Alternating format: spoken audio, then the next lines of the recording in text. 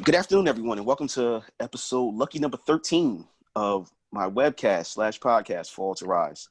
I really want to thank you all for coming out on a Saturday. You could have been doing anything else, but you came out on a Saturday. Unfortunately, due to circumstances beyond my control, I actually had to push the show back to Saturday for the next 3 weeks. But there's an old saying that everything happens for a reason. Today's show was pushed back to Saturday because I had such an important topic that needed to be covered, and I needed more people to be available to see it. So, again, I really thank you all for checking in. My name is James Brown. I'm your host here at Fall to Rise. And today we have a very, very interesting show. Today's show is about something that a lot of us go through, whether we know it or not. Today's show is about depression. It's always in the news. We always talk about people that are going through. We talk about people that struggle with it. We talk about people that don't know how to handle it. And then you have others that haven't and don't know. Today we're going to talk to someone, Jalen Rodriguez Nicola, that has been dealing with depression for quite a while. And Jalen's going to tell a story and tell us how he was able to deal with and how he's surviving with depression. Jalen, how are you? I'm okay, James. How are you? Good. Now, before we start, I'm very, very happy to welcome back my resident expert, Jewel Nelson, who's a therapist. Jewel's been on a few of my shows in the past, actually 2 shows, I believe, in the past. And Jewel's actually going to describe what depression is so that we at least have an idea of what we're talking about before we start the show. Jewel? Hi, everyone.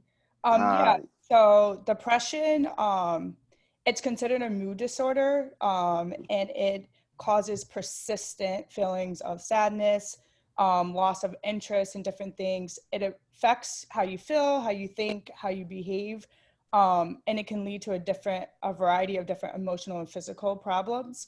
Right, you can have anxiety, discontentment, guilt, hopelessness. Again, it's persistent and just a lack of interest in pleasure, daily activities. There's mood swings, sadness.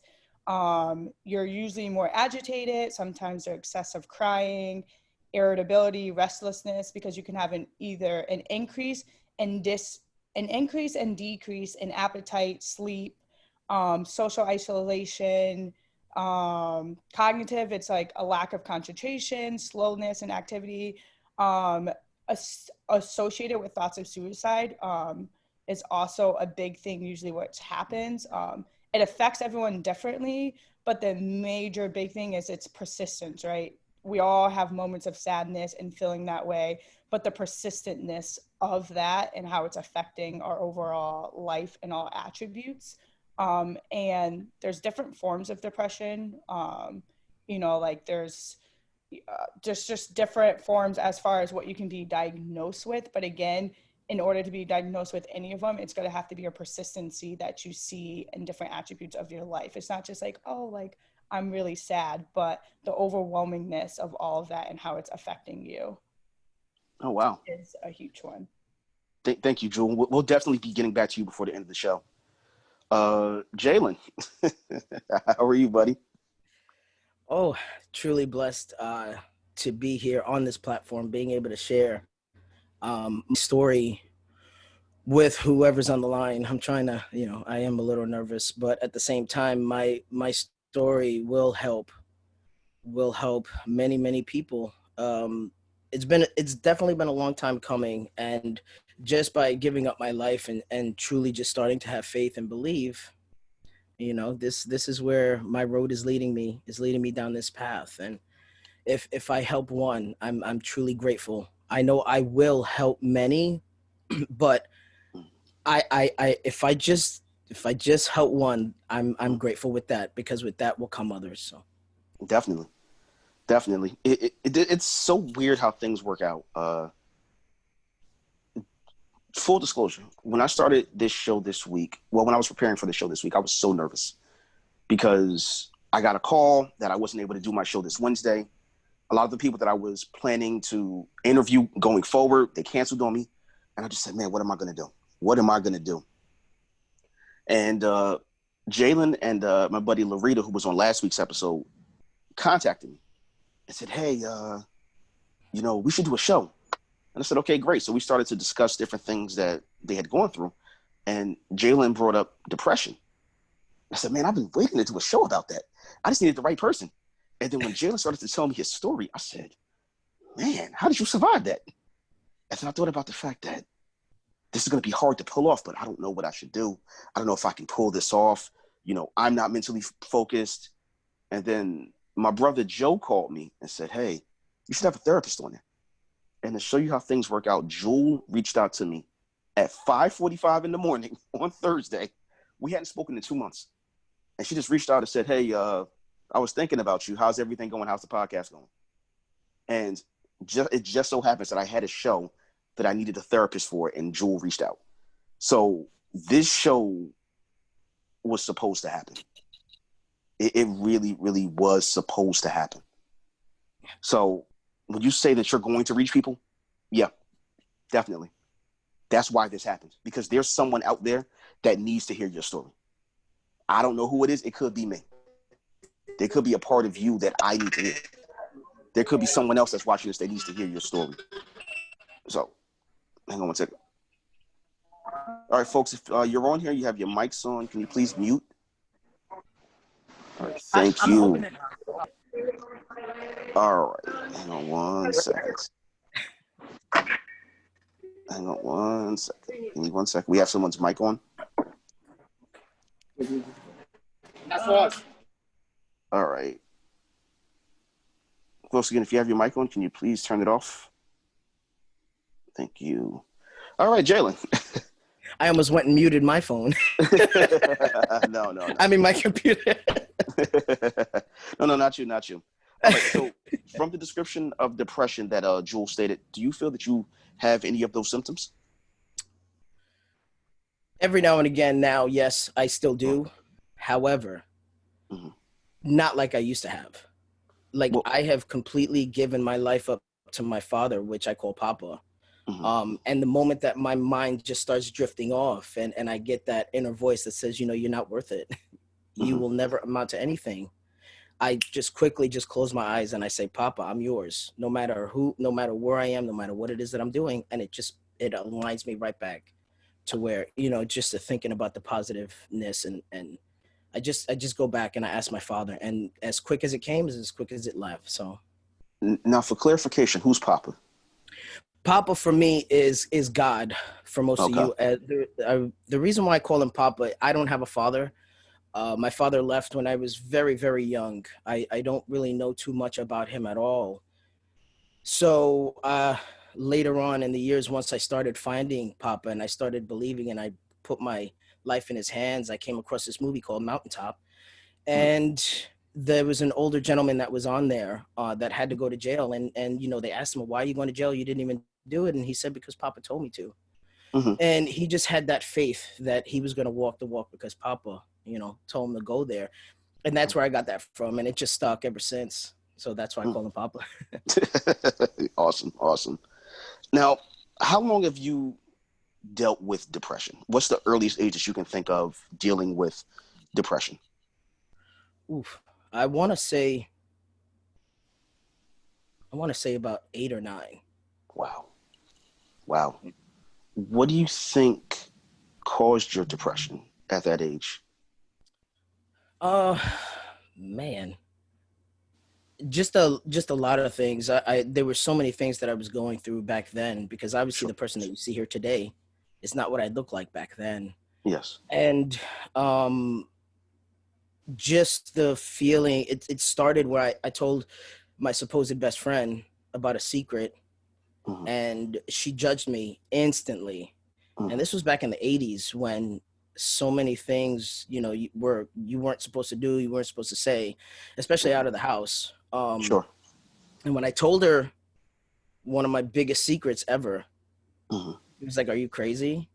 And stopped talking to me instantly. And that's when everything just started, going in my head. And I just started to wonder, like, why? Like, what is going on? Why am I different? Why am I looking at certain people a certain way? And, in the family that I was in, they weren't taught anything different. Sure. Now that I start looking back and I get asked a lot of questions like, why are you this way now? And I remember being angry with my mom and my brothers and my sisters. But now looking back, I have forgiven them completely for everything that's been done and said, because they were never taught better. Yeah. Yeah. So I hope I answered the question. No, you did. Now, you have a unique situation. I do have a being that your name is currently Jalen. It is. But that wasn't always your name. No. What name were you born with? Jennifer. So your original name was Jennifer. Yep. So you were born female. Yep. And you transitioned to male. Yep. So was that something that you struggled with as a child? Absolutely. That was the secret that I told my friend, because when I was in 5th and 6th grade, I started looking at women differently. Okay. And I was judged instantly. Okay. I got into so many fights. I got jumped just about every day. And it just got to a point where I just got frustrated. And I'm like, you know what? For those of you who don't know, for the Belt Parkway, my whole coming out story, I had told my mom about it. And, the Belt Parkway is always, the Southern State is always just full of vehicles. Sure. And that night when I finally came out, and I was just like, you know what, I got to say something, because my mom had, back in the day, you had TLC that would wear, the strap, the one strap, the overalls and stuff. And so that's what I was wearing. And I remember it so vividly that I was just sitting in the kitchen with my mom, and my mom had asked me this question. And she was like, why do you dress like that? And I was like, well, because I like dressing like this is what everyone else wears, And we didn't have, we never had the luxury of buying our own clothes. Every single thing that I ever owned, it came from my cousins.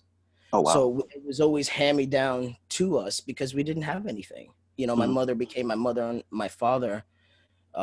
So when I told her, and that night, one day when I first told her what I was thinking, I asked her, would you love me?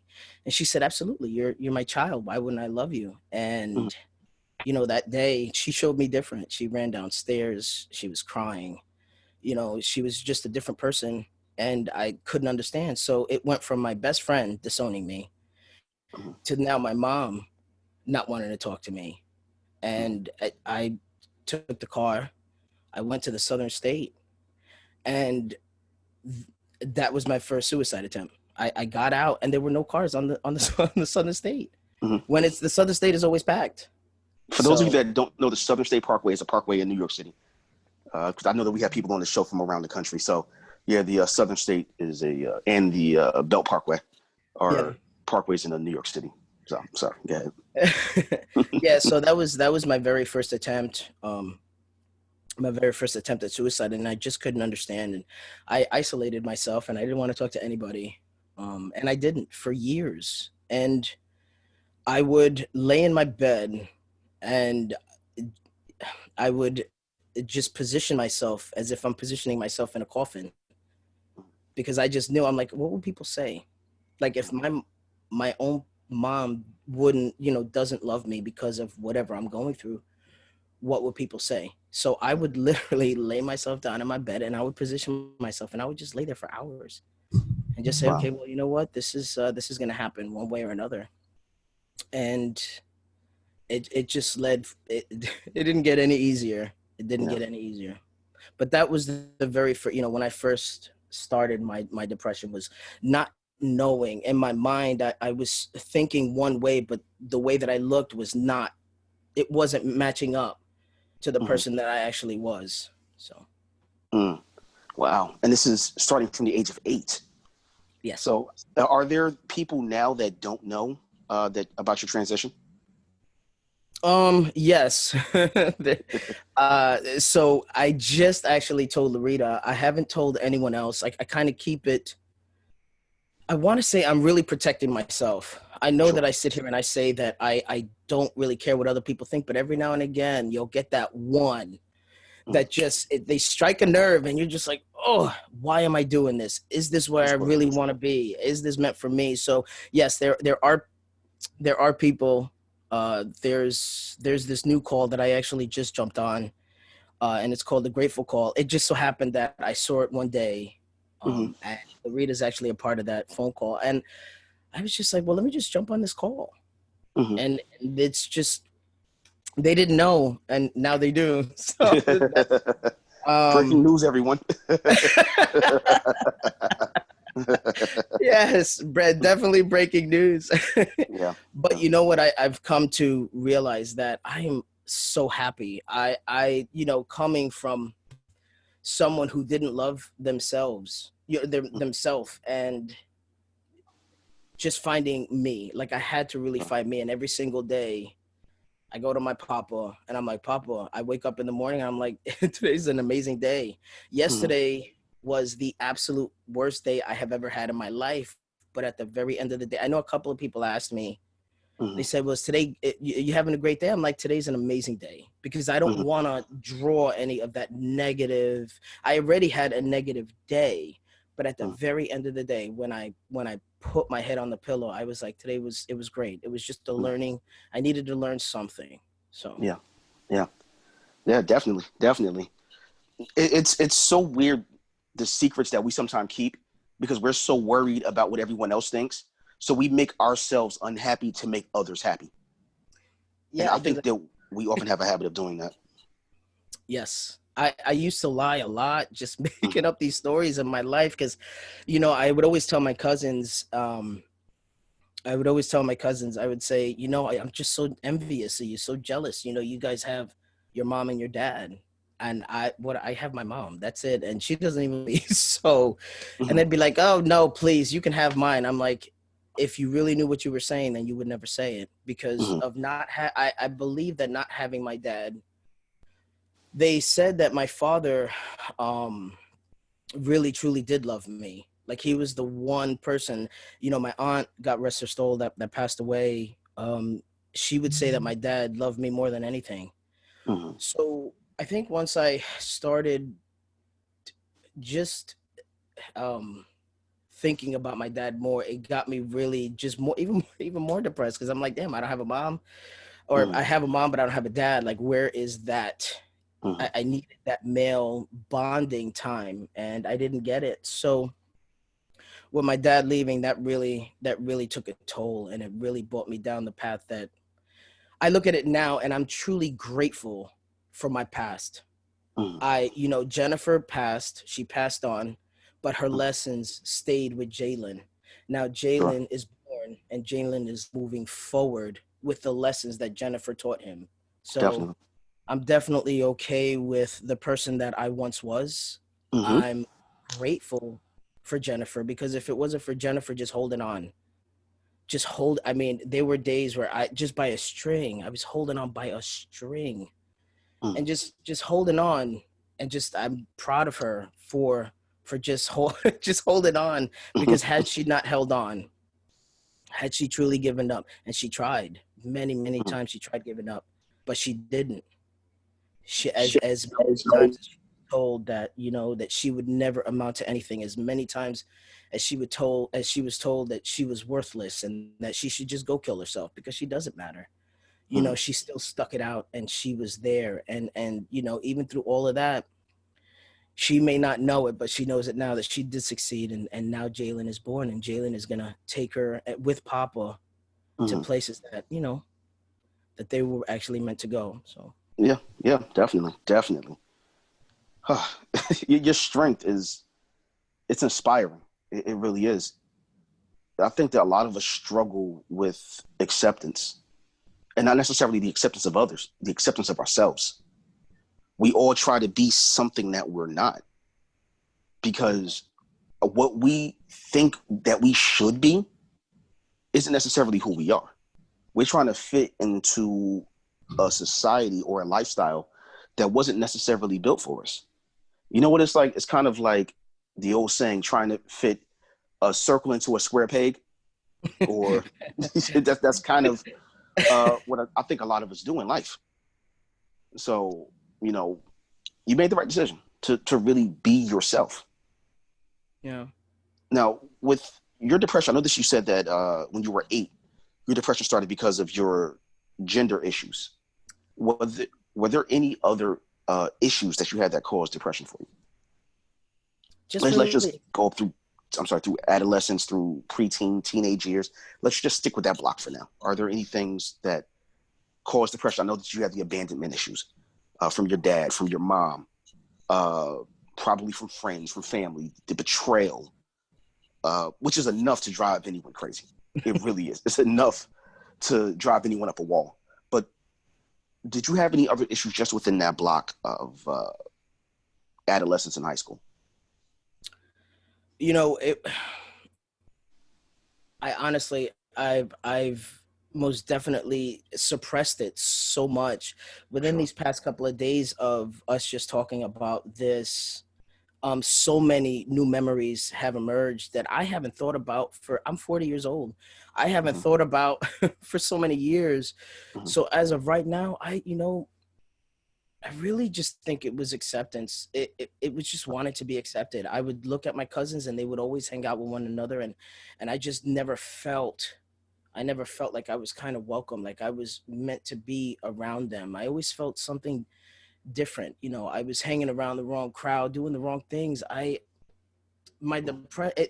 just have to, I couldn't even tell you. Just acceptance is a really, really big thing, because even now at the age of 40, there are still certain things where I'm like, man, I'm not accepted. But I'm also just learning that it's okay to not be okay. Yes. That most definitely is okay to not be okay. And, growing up as a young teenager, just doing the wrong things, I just from not knowing who I was, from going from 8 and realizing, oh my God, I'm starting to think about women and I shouldn't be thinking about them, and then my mom telling me, you're supposed to be this, you're supposed to go to school, you're supposed to get a good job, and just constantly keeping that in my head that I would just do crazy things. Like my mom had this one house. This is all stemming again from the depression and just wanting, the reason why I say acceptance, that's a really big thing, because all I wanted was the love of my mom and my dad. I just really wanted to feel that. And I remember that my mom used to have, this apartment where we were living, and she had this room that was downstairs, and whenever anybody would get sick, she would put them in that room. So in my mind, do you know how often I was sick? Yeah. And now that I'm thinking about it, I'm like, oh my God, I was sick almost all the time. But it was in that room. Every single time I was sick, my mom would come. She would be around me. She would give me the loving that I so desired. She would give me soup. She would feed me sometimes. She would just give me that attention. So, growing up, it was very, very difficult, and I was pretty much alone. I isolated myself a lot. So I just want to say it just started from acceptance, being accepted. And my dad had a really big part in it, because I would look at my aunts, or I would look at my cousins, and they all had their parents. And, looking at my mom, I'm like, here we are. It's my mom, my brother, and I. We're only eating off of one plate. It went from that to me, my aunt that passed away, for me sleeping on her floor. That's how I started. It's just crazy. Acceptance. I think acceptance is my. Well, the acceptance and being broke, which again, I get it. I trust it. I know a thing or two about eating some oodles and noodles and, getting that powdered iced tea or, that peanut butter and jelly sandwich. Believe me, I get it. But it can also, it creates a depression within you. It changes the way that we live our lives now, because we're so afraid of going back to that world. And when you're poor, when you don't have money, when you're not as rich as everyone else, when you don't have what everyone else has, which, as you said, goes back to the acceptance, you feel like you're less than. You don't feel like you're on the same level. You don't feel like you're worthy. Right. You sometimes just want to hide, because as long as you can hide in that room, it's like a wall. No one can penetrate that wall. And that wall looks really, really hard and sturdy on the outside. behind that wall for you, I think, was that scared Jennifer. I think that scared, nervous Jennifer was behind that wall. And if anyone were to penetrate that wall, you may have been afraid that Jennifer couldn't handle it. Yes. Yeah. Yes to everything.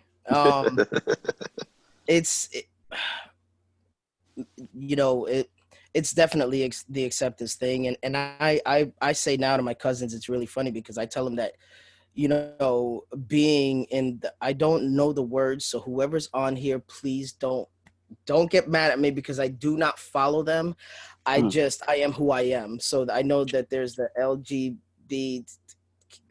the letters that I want to be disrespectful. I do not follow them, but I think being a lesbian or gay in my family was a curse. It wasn't a curse. It was a blessing, it turned out to be, but because, they were homophobic. They were homophobic and they didn't like black folk. They didn't like anyone that wasn't like them. So it's very difficult in growing up in that household. I don't even know where I was going. Oh, with each sister, because to me, this is the reason why I say it was a curse, is because every sister had someone that was gay or lesbian in their family, and wow. They hated they could not stand it. So it was definitely rough. And the other, my cousins that are truly happy, two of them are, they're living their best life and they're just amazing. And I think it was just like they were dibble dabbling in it. And because I just never felt accepted, I didn't hang out with my cousins very often. I maybe hung out with two of them that now we speak every once in a blue moon, every once in a blue moon. I'm now, ever since I found Papa, I'm attempting, that's a lie. I have forgiven my past. I have forgiven everyone that's done anything to me. So now is when I'm coming out. During COVID, I started calling my cousins and we started talking, and just because I just finally realized that I took life for granted, and life is just extremely too short. So I started forgiving everyone, and I started being more happy, and it didn't matter the day that I was having, because yesterday was just a test. They were testing my patience, but I learned so much.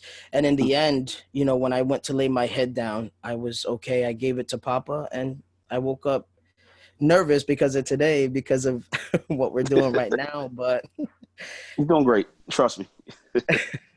You're going great. Trust me. You're actually making my job easy right now. Oh, my goodness. Now, I know that you said that you had an issue with forgiveness. You forgave others. Did you forgive yourself? I'm in the process of forgiving myself. That's a difficult one. And the one who helped me with that is Lisa Nichols. It's her story. And who is Lisa Nichols? Lisa Nichols, she's now she has Motivating the Masses. That's her own company, but she was the CEO of a multi-million-dollar corporation. And when I heard her story, she was actually clinically depressed. She went to the doctor, and the doctor said, "Lisa, you're depressed. I got to give you some medicine." And she goes, "Doc, just give me 30 days. Just give me 30 days. And if I need to take the medicine, then I will." So I was actually working out that day, and I stopped immediately because I'm like, oh my God. So when she went home, she said she started posting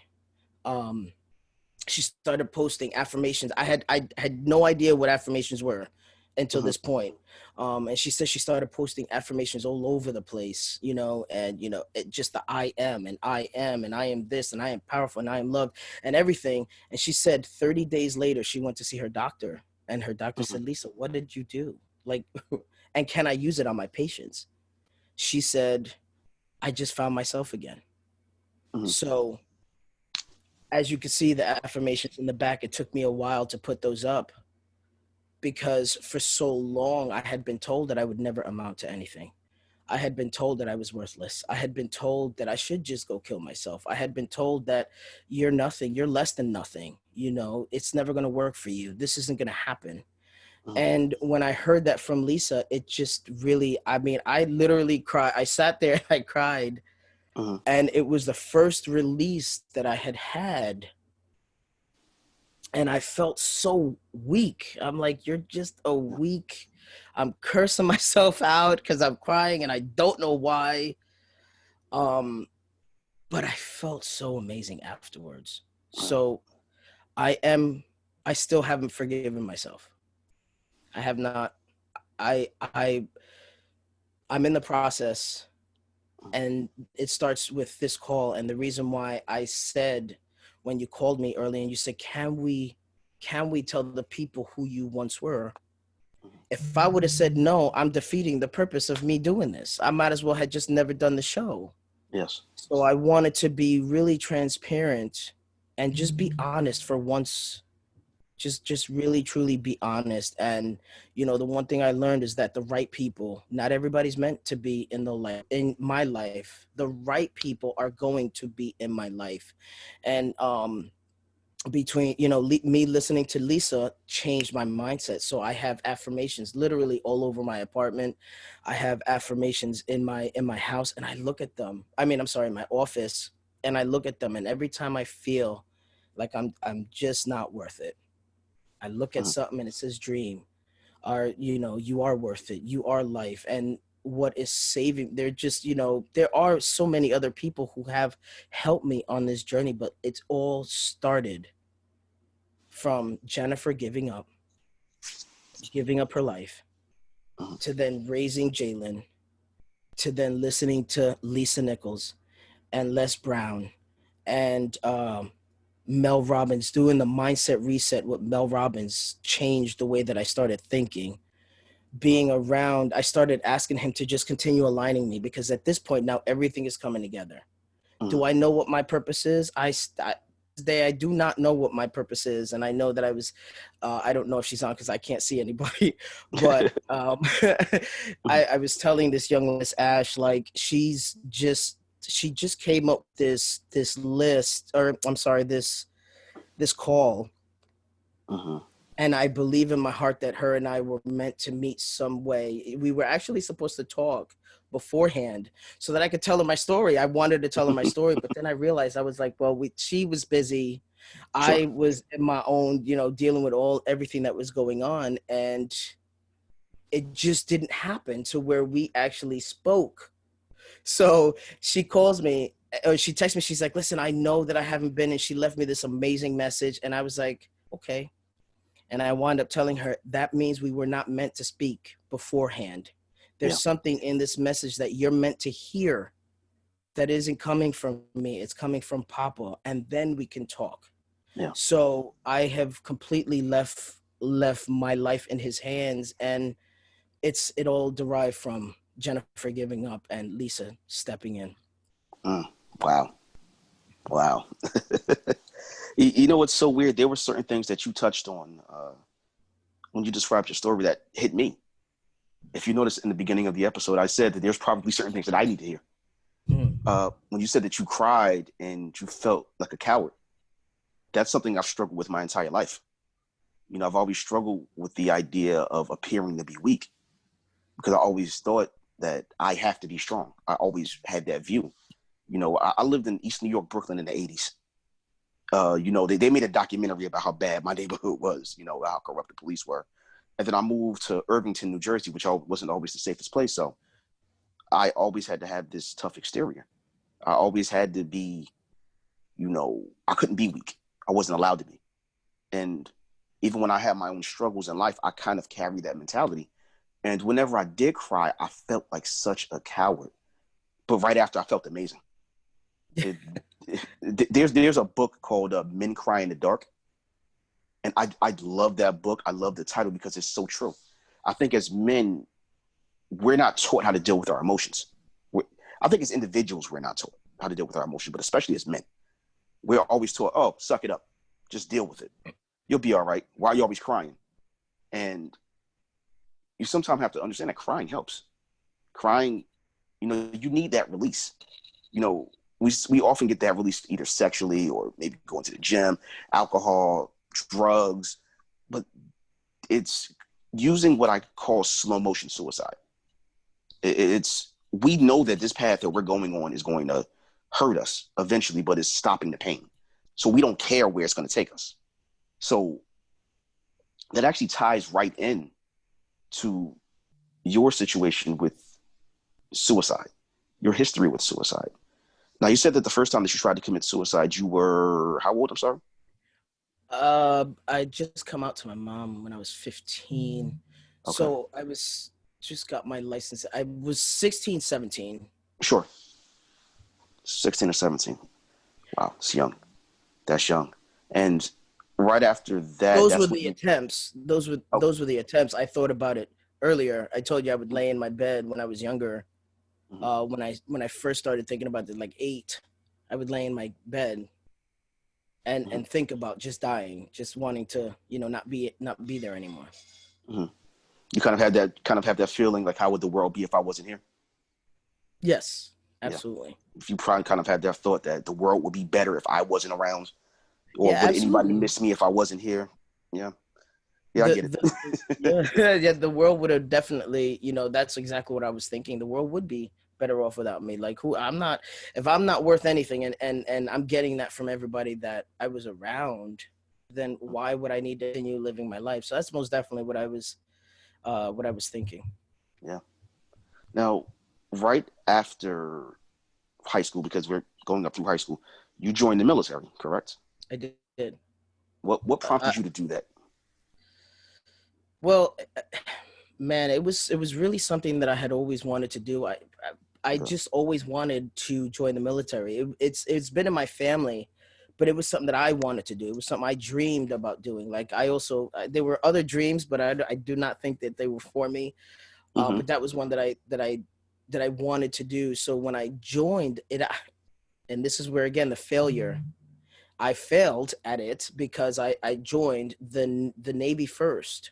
Oh, wow. And the day that I went to go and join the Navy, they lost all my paperwork. They just kept losing my paperwork.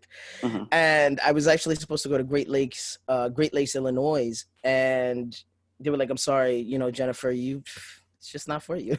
So I was like, damn. And then I would tell my mom, and like, my mom was like, you know what? Women don't join the military. Like, what are you doing? That's for men. You leave that to the men. You got to be in the kitchen. You got to be in the house. And I'm just like, no. And I would tell my mom, absolutely not. Like, I wouldn't tell my mom. I would tell myself, like, no, that's not what I want. So I started just getting so angry and just holding all of this inside that I just kept on going. And that's actually how I met my wife. But I kept on going. And every single time I went and I was supposed to leave the next day, they would lose my paperwork. So I finally said, forget about it. I'm not doing this. It's not for me. I'm really not worth it. This life is just not meant for me. And then the thoughts of suicide started coming back. And then I went into, I was like, well, you know what? The Navy's not for me. Let me try the Air Force. I walked in Bayshore, I walked into this recruiting station, and my gosh, I walked in, and I remember to the left, there was the Air Force people, and then to my right were the Army people. I'm like, yeah, I'm not going to do the Army. And my cousin was in the Marines, so she was like, don't do the Marines. So when I walked in, I'm like, let me just go the easy way and let me go to the Air Force. And this really happened. This is for real. I walked in there and I was like, hey, ma'am, I'm really looking to join the Air Force. And what was said to me was, are you smart? And I was like, oh. So she kind of shot me down. So I'm saying to myself, well, shit, pardon, sorry. No, that's all right. No, be yourself. All right. I was like, well, do I have stupid tattooed on my forehead? Because I don't understand why you're, and then I'm like, well, this isn't for me then. So then something just pushed, without me knowing, Papa was pushing me this way. I saw the Army and they looked at me and they were like, hey, what are you doing? You want to join? And I was just like, So it's funny that Larita has her last name is Phelps. My recruiter in the army, his name was Sergeant First Class Phelps, Might and have I been Rita's remember. cousin. It was a setup.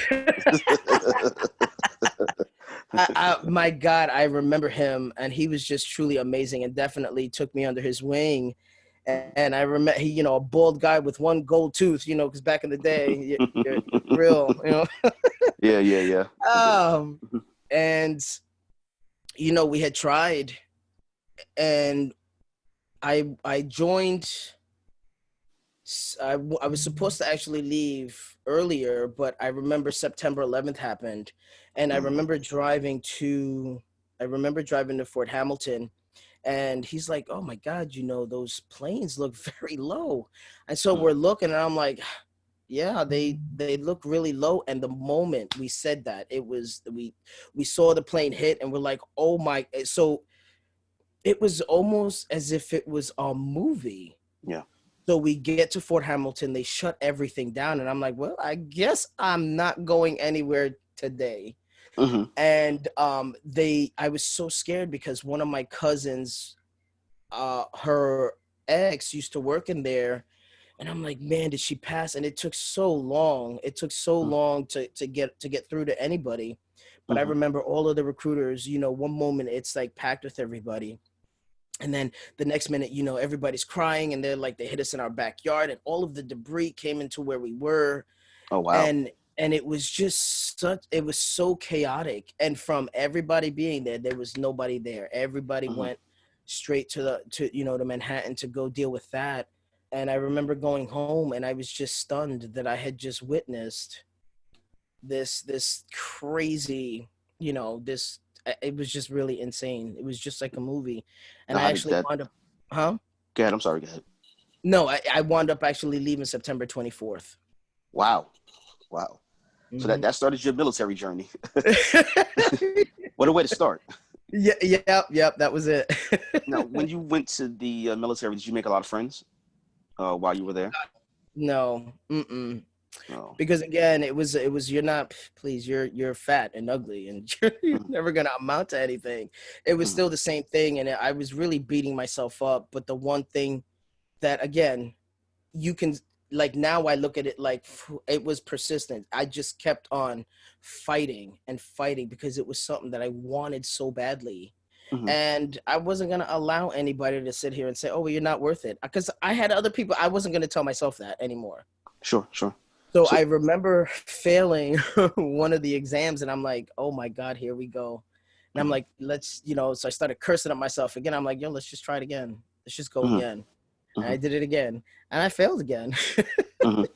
So it just seemed like it was something that was, I'm like, man, I'm never going to get it. But finally, it was the persistence and me just pushing and pushing. Like Jennifer, I sit here, and she was just it was her that was doing all of the pushing. Like Jalen came after everything was done. Jennifer had already gone through everything. But it was the experience of me, now I will not talk about the military, but when I was coming in, it was definitely different. They were actually grooming soldiers, and they were teaching us how to be soldiers, because at the end of the day, you're going out there, you're protecting the people, you're holding weapons. Now I don't know what they're doing, but back then, that's just the mindset that I started having until my very first deployment, which was my second attempt. But where were you deployed to? The very first time, it was really weird because it wasn't weird. I was deployed to Iraq. Okay. But they sent us into Kuwait first, and then from Kuwait we drove into Iraq. That's how it was the first time. Wow. Yeah. Wow. And you said that you had another suicide attempt around that time? Yes, it was really difficult because they oh man, let me see. I'm trying to go back. So February 22nd of 2003 was when I left, and we got into Kuwait, and it was so different. It had been my first time You know, number one, I went to Tennessee by myself because that's where I was stationed. I was by myself. I didn't have anybody, didn't have any friends. So I was really, really isolated. I stayed to myself. And then next thing you know, this happens. So when I was deployed, again, I was really by myself. I had a friend. His name was Troy.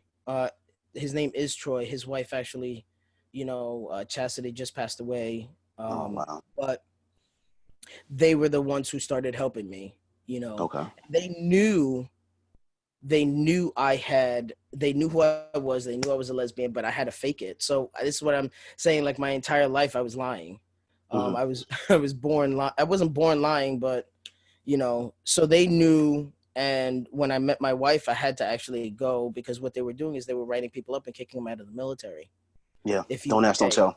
Yes. So a lot of guys, because they were just so afraid, they'd be like, yeah, I'll go and I'll kiss this person so that I can get kicked out. So to me, that they were just being cowards, because if you sit here, when you go to raise your hand and they tell you, they give you everything right then and there, So I had to say that my wife, I sat down with my wife for a while before we even came up to this, because this is something she asked me if it's something I really wanted to do, and I said yes.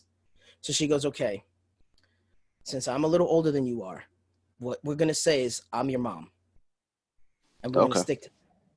And we did for so many years. I've been in the military now 19 years, going on 20 years. And for so many years, a good chunk of that, so I want to say a good 8 years, 9 years, we were saying that she was my mother. Well, the good thing about it, at least they didn't see you kissing, because they would have said, wait a minute, you kissing your mom? Like, hey, we're affectionate in my family. So. Yeah. No, definitely not. So when I got deployed, there was no calling like it is now. Now, sure. I say my personal opinion, it's like a vacation. And the reason why I say it's a vacation is because when I first went, the fact that I had never seen anything, we didn't have anything. We slept outside. The showers, my very first month there, it was like I didn't take a shower for a month. Oh, wow. And I know people were like, oof, really? That's what we had. So what I would do is, that we didn't have anything. So what I would do is our first sergeant would put us in a circle to drink water because it was just so hot. And I would take bottles of water and I would pour it in a garbage bag, and I would just sit in there and I would just get all the necessary stuff. And I'd be on my way, but I would always try to take a shower because people were getting fleas and they were getting, it was just really disgusting. So I wasn't able to talk to my family as often as I wanted to, because again, the war had just begun. So many people were dying. And I want to say I didn't receive my first letter like 6 months or 3 months into the deployment. So I had no contact. My family thought I was dead, on the news, oh my God, everybody's dying and this and that and the third. So when I finally was able to talk to my family and tell them, hey guys, I'm alive. And it was literally, I think it was like 3 minutes. You got to tell them you're okay. You can't tell them where you are. And then you got to get off the phone.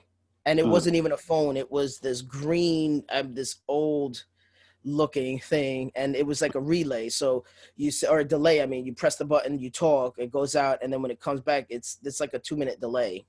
And so I called my family. I called my wife first. I said, listen, I need you to get a hold of my mom, but I don't have enough time. So listen, I'm okay. I love you, and I'll talk to you soon. And that was it. And then, driving into Iraq, this is where the thoughts, I felt alone. I had felt, I'm like, oh my God, there's like nothing here. They put us all, about 300 people in one tent. So the thoughts of depression started hitting really, really hard, because now here I am alone. I started seeing everybody, reading their letters and being able to call and so I just started sitting there. I just sat there and I was like, oh my God, is my family okay? When am I going to get a letter? When am I going to be able to talk to my family? So it just started, my suicide attempt hadn't happened for another February, April. So another month. Okay. So that was number 2. Let's circle back for a second. Your friend Troy that you mentioned earlier that helped you through the military. Are you still friends with Troy? Yes. We Good, talk. good, good.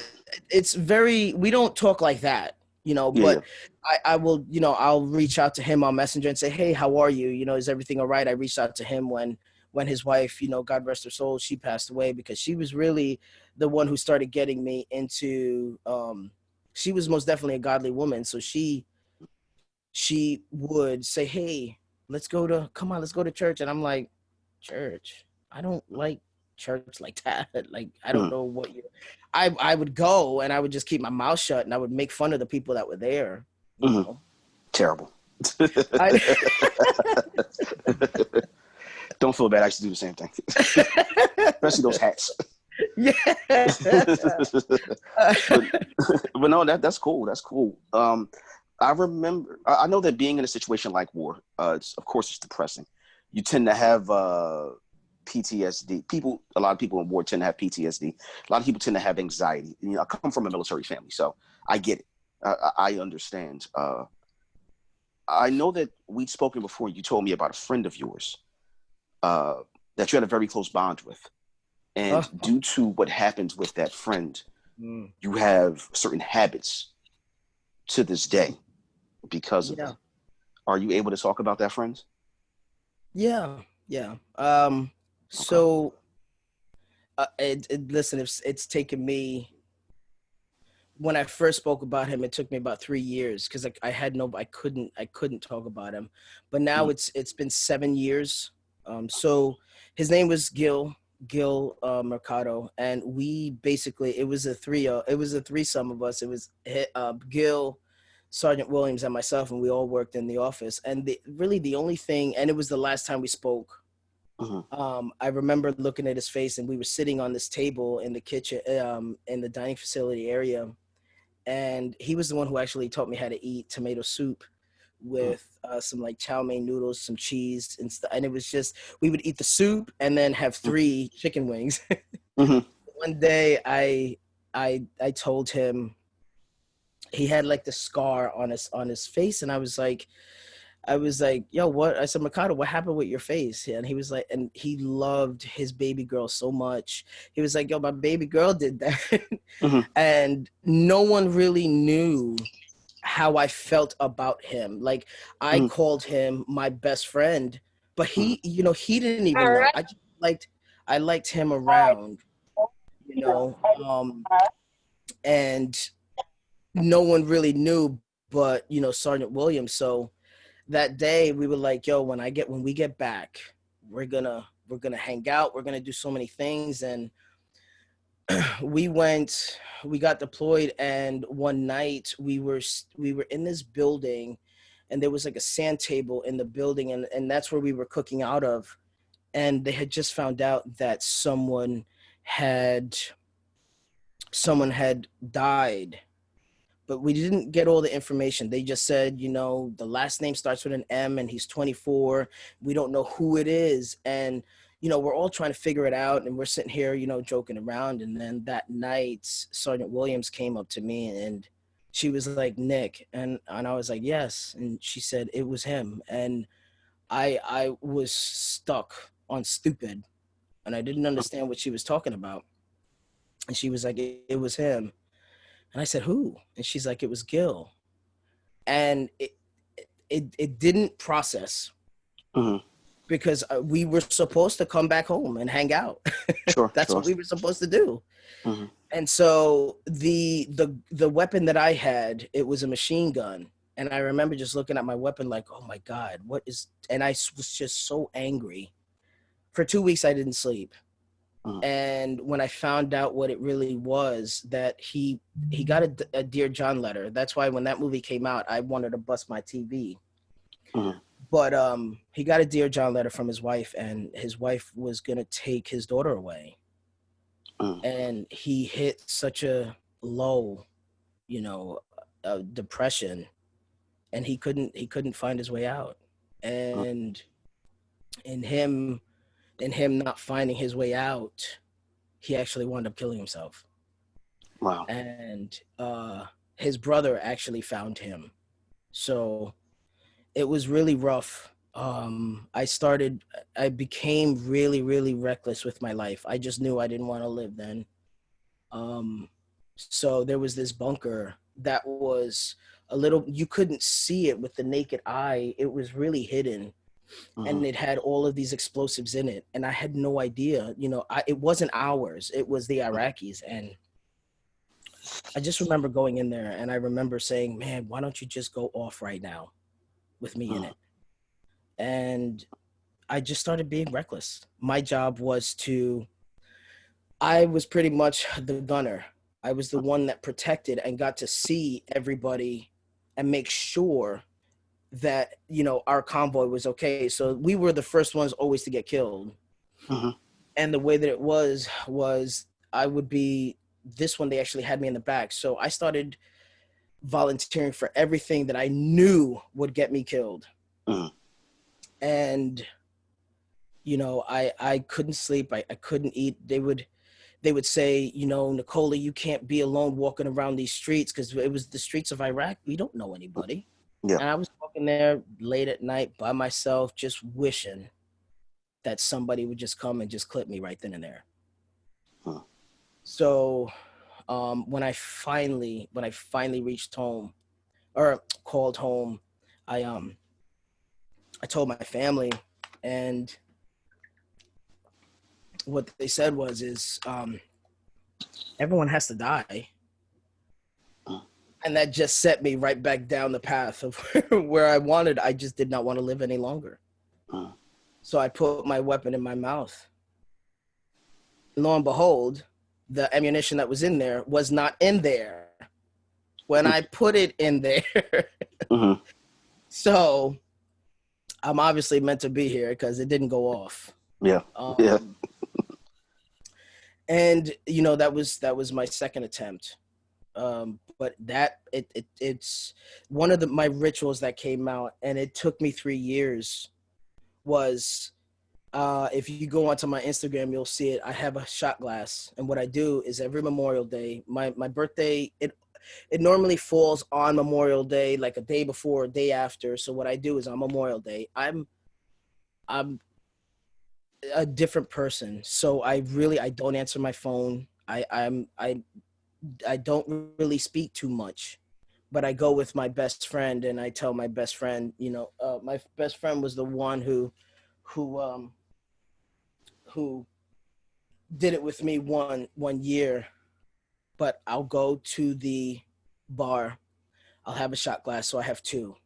So I put a shot glass there, and then I have my shot glass, and every single time, my very first one, I hit the glass and I take the shot, and then I say who it's for.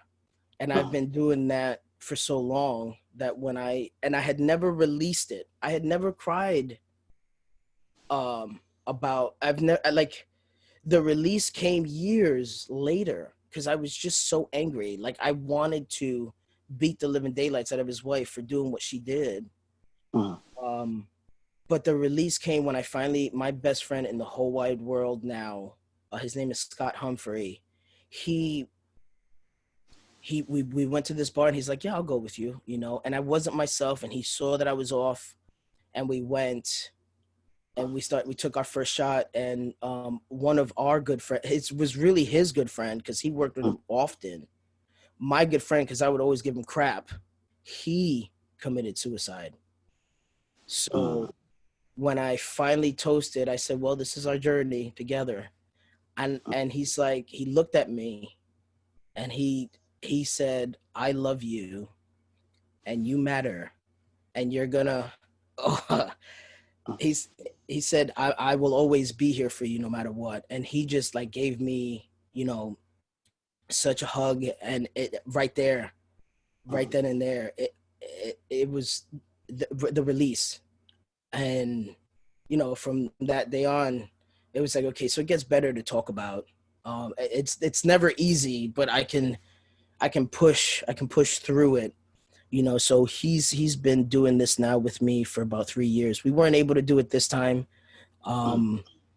because of COVID, but I told him, that I will be able to do it with him very, very soon. But that's my ritual now on Memorial Day. Now, Have you lost a lot of people to suicide? A lot of friends. Yes. I lost 9 in a month, and I was dealing with suicide myself. So Wait. You said you lost 9 people in 1 month. yeah, Was that when you were in the military? yeah, I'm still in the military now. Wow, 9 in a month. How did you? And you were also going through suicide attempts. You also attempted to commit suicide during this time. Yes. So I was a hypocrite. I felt like a really big hypocrite because I actually have a book out.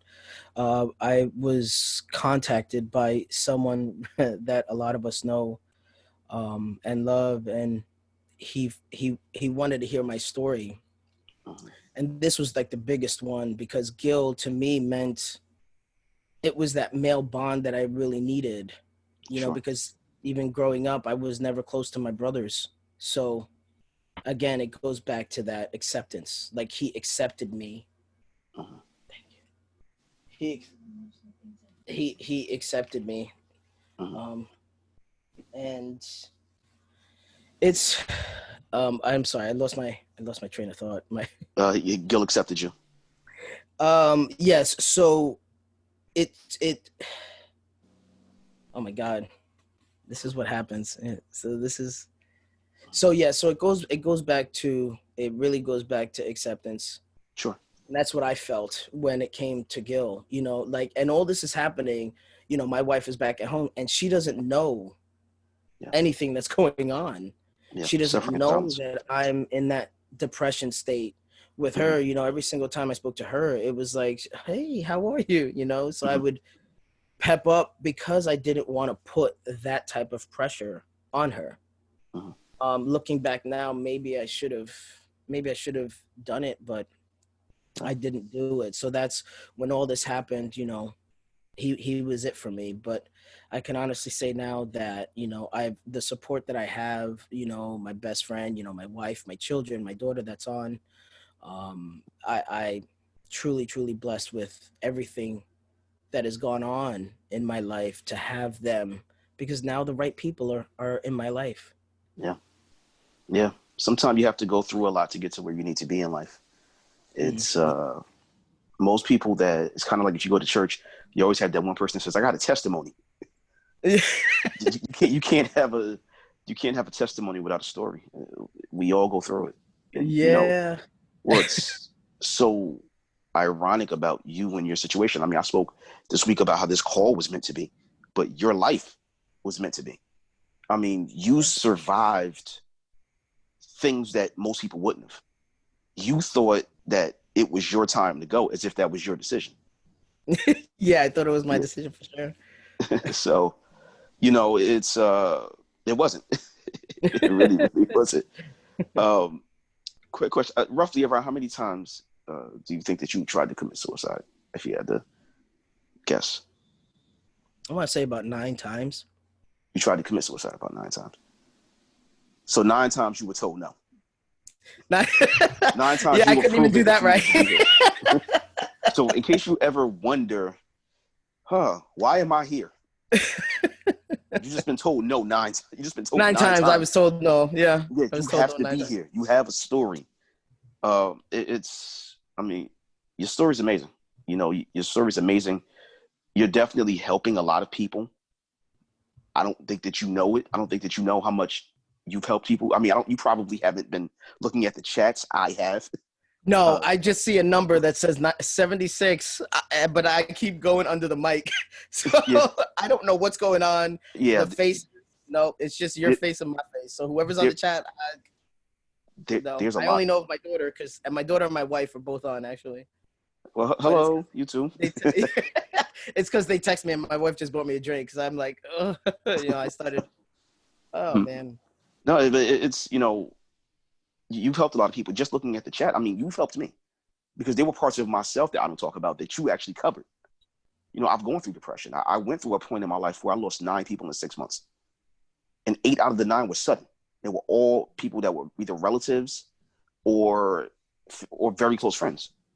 So that whole wanting to isolate yourself, the whole not wanting to tell anyone because you don't want to put it on them, which makes you even more alone. I get it. Yeah. I get it. I'm not ashamed to say I had an emotional breakdown in May talking to my cousin at about 3:00 in the morning. And I hadn't spoken to her in about 2 years, but she's a psychologist. And I just called her and I sent her a text and just said, hey, and it was like an unimportant text. And I called her a minute later. And then she picked up and just said, what's up? I said, oh, hey, I was just calling to say hi. She said, no, you wouldn't have texted me and then called me at 3:00 in the morning if it wasn't. And I had so much in me. And the main thing is I feel so alone because I was dealing with so much in my life. You know, two of my closest friends when I moved to Jersey were murdered a week apart. And I kind of blame myself for one of them because I felt like I talked it up. I said, man, yeah, one of them got murdered. I said, man, I'm happy I still got my other one. And the other one was killed a week later in front of his daughter.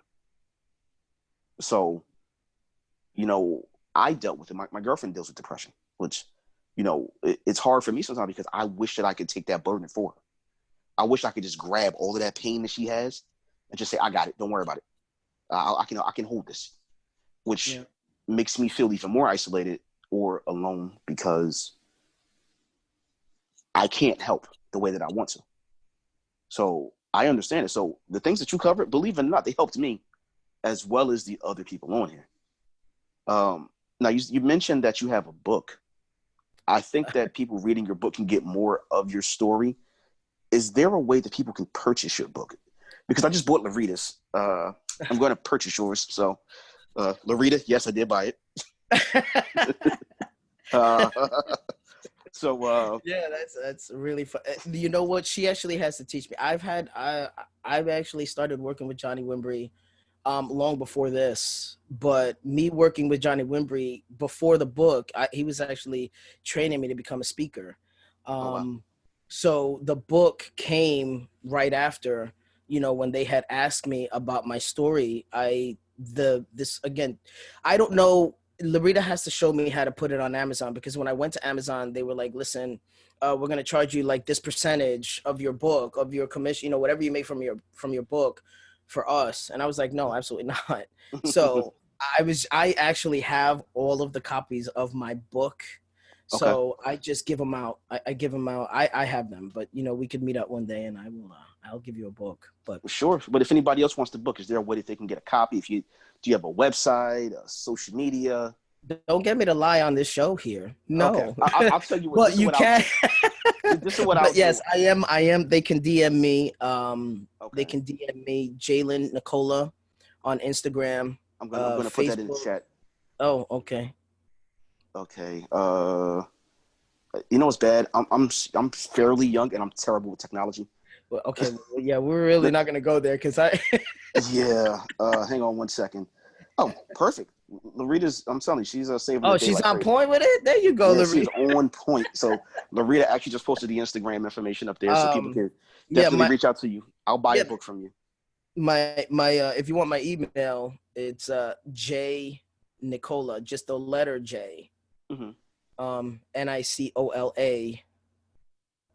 1976 at gmail.com. J Nicola 1976 at gmail. Got it. Got it. I'm telling you, Larita's on point. She is so on point. It was meant to be. That's it. Yeah. I just have a couple more questions for you. I remember that you said that you got through your depression because you spoke to Papa. You spoke to God. How did God get you out of that depression? Oh man, me and Papa. So one day, after putting all these posters up behind me, you know, me and my wife had just such a horrible argument, and it was really, really bad. And what I did, and she will know this now, but I was laying on the bed here, and she was in the other room, and I looked at all the affirmations, and I'm like, yep, it really wasn't meant to be. I'm not worth it. I'm going to set everything I can set aside, this bank account, give her all the stuff that I can. And then tomorrow, when I get home from work, I'm done. I'm going to go ahead and do what I needed to do. So I woke up the next, and I was crying because I'm like, man, I'm really not worth it right now. Mm-hmm.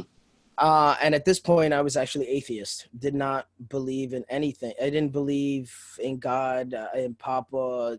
Didn't like going to church. None of that.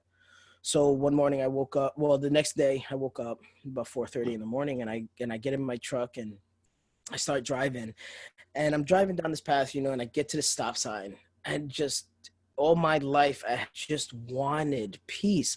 I didn't know what peace would feel like. I would just ask for peace. Mm-hmm. So I said, listen, I stopped my car and I was like, I put my head down and I was like, my goodness, I don't know if you exist. I don't know if you don't exist, but something has to give. Because at this point, I didn't want to kill myself. I wanted to, but I'm like, man, why am I still here? Mm-hmm. And I got in the car, I got to the stop sign. And at that moment, I was like, and I had seen it on TV and I never knew this is what it would really truly feel like. But my truth, what happened to me was the moment I said, I give up, it was truly just such a sense of peace. And I could even feel it right now, me just feeling just this sense of love and warmth and peace. And from that day, I said, no matter what opportunity comes my way, whether I'm afraid, whether I'm not afraid, I'm going to take it because I have to. I'm like, I give up. I give up my life. Wherever you take me is where I'm going. Yeah. And that was it. That's when Papa came, and I fell in love with him all over again. I fell in love with him at that moment. And I just really, everything just fell into place at that moment. Me always arguing, I would always just get so angry.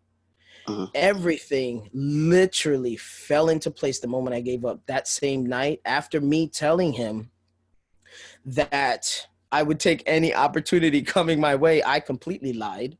That night I got home, and Johnny Wimbrey, I follow him on Instagram, and he goes, he goes, I hear a ding and I'm like, what is it? And it was Johnny Wimbrey. He was like, listen, I have this new opportunity, come on. And I'm like, nope, that's not what I'm going to do. I'm like, no, that's not what I'm going to do. I'm not an author. I'm good. And I felt a pull. I mean, I really felt like a push, you lied. You lied to me. That's what I felt like, a sense of guilt. So I was like, fine, whatever. So I press on, I DM, him, and then I get a phone call. They said, okay, within a couple of minutes, half an hour to an hour, you get a phone call, and Miss Carol gets on the line and she calls me and she's like, hey, I just wanted to call you because of, whatever. We just, you just sent us this information and this application. And I really, truly didn't know because it had like this question, like, why should we choose you? And I did not know what to put. I had no idea. So I just put change the masses. That's the only thing I put in this application. So she couldn't understand why. And she came out and she was like, well, why should we pick you? I said, do you want the truth or you want to lie? And she kind of felt dumbfounded. Like, I mean, I'm asking for the truth, And she's like, the truth. And I said, well, because I told Papa that no matter what came my way, I would take it, even if I was afraid. And I left it at that. And so, it went on. And then she was like, okay, well, how do you know of Johnny? So I was telling him, hold on, because my computer's about to die. Uh-oh. So I was telling him, I said, yeah, so we're a part of something else, of another company. And she's like, oof, I don't know. And I'm like, okay, so I was about to hang up the phone. I'm like, yeah, no, we're good. This means it's not for me. So as I was going to hang up the phone, she was like, no, like, where are you going? And I'm like, I'm okay. I'm going to hang up the phone. And she said, just hold off. Wait, let me get a hold of him. So she contacts Derek Williams, which is, I guess, his right-hand man. And he contacts me, and something that I'm assuming should have taken a couple of days, it literally took minutes. Derek comes on and they start asking me about my story, and they said, well, why should we choose you again? And I'm like, listen, to be completely honest, I wasn't going to do this. The only reason why I'm doing it is because I told Papa that no matter what, even if I was afraid of it, I would take it. I'm not an author. Like, who wants to know about my story? And so all of a sudden Johnny comes on and I'm like, oh my God, I'm talking to Johnny. What is really going on here? And, you know, it just, one thing led to another that led to the book. And then it not only led to the book, then I started taking some of his speaking lessons, and he was teaching me that. And then it went from him to Lisa Nichols to Les Brown. So I think I'm meant to be a speaker, maybe, not sure yet, but you are. I have most definitely been truly blessed to work with some amazing speakers. You think that that's what helped you to get over the depression? Just I guess submitting the whole let go and let God mentality. Yes, and actually, let go and let God is in there somewhere. I think it's like right there, that one. Well, but yes, I give him all. If this is the reason why we're on this call, is because of him. Because there's someone on this call that needed to hear my story. Yeah, someone definitely. on this call needs to hear something about whatever it is. And before this call, what I always do is I go to the water. So today, you know, a lot of people were texting me, and I'm like, oh, I'm trying to keep my mind focused on the message. So right before I came home, I went to I went to the water, and I just started talking to Papa, and I was like, listen, I give you all the trip, like every single thing that happens now in my life, everything that comes my way is because now I'm asking the right questions. That's the number one thing. Steve Harvey says, you know, you have not because you ask not. So if you're not asking what you want, everyone gets what they ask for. And that's the one thing that I have learned. If there's anything I've learned, I'm broke, I'm ugly, I have no money. That's exactly what you're gonna get. But if you just sit here and say, and now I say things like, I'm just amazing, I'm powerful, so I went to the water and I'm talking to my papa, and I'm like, this is for you. Like, this is only happening because you want me to be here. And, you know, whatever he wants. So I have completely given up. I've given up my life. I allow him to dictate where I go, who I talk to, you know, and just being in that bubble, if you will. So that's pretty much my preparation. I don't know where I was going with this. Sorry. I feel like No, it's I'm all all right. It's over all the right. place. No, it's all right. No, you were just telling people how you got out of your depression. Now, if you had there's some people right now that are watching that may be going through what you're going through, or may have gone through what you're going through. What advice do you give them on how to get out of this? Oof. I don't really give advice. I would say, you know, just really have faith. You know, someone that didn't have any faith at all, someone that didn't know what belief or what faith was, someone who didn't believe in themselves, just really look at yourself in the mirror, which for me was such a hard thing. And you know, even there's some things today that I, you know, just looking at myself in the mirror and telling myself that I love myself is difficult, but push through, because every single thing does happen for a reason.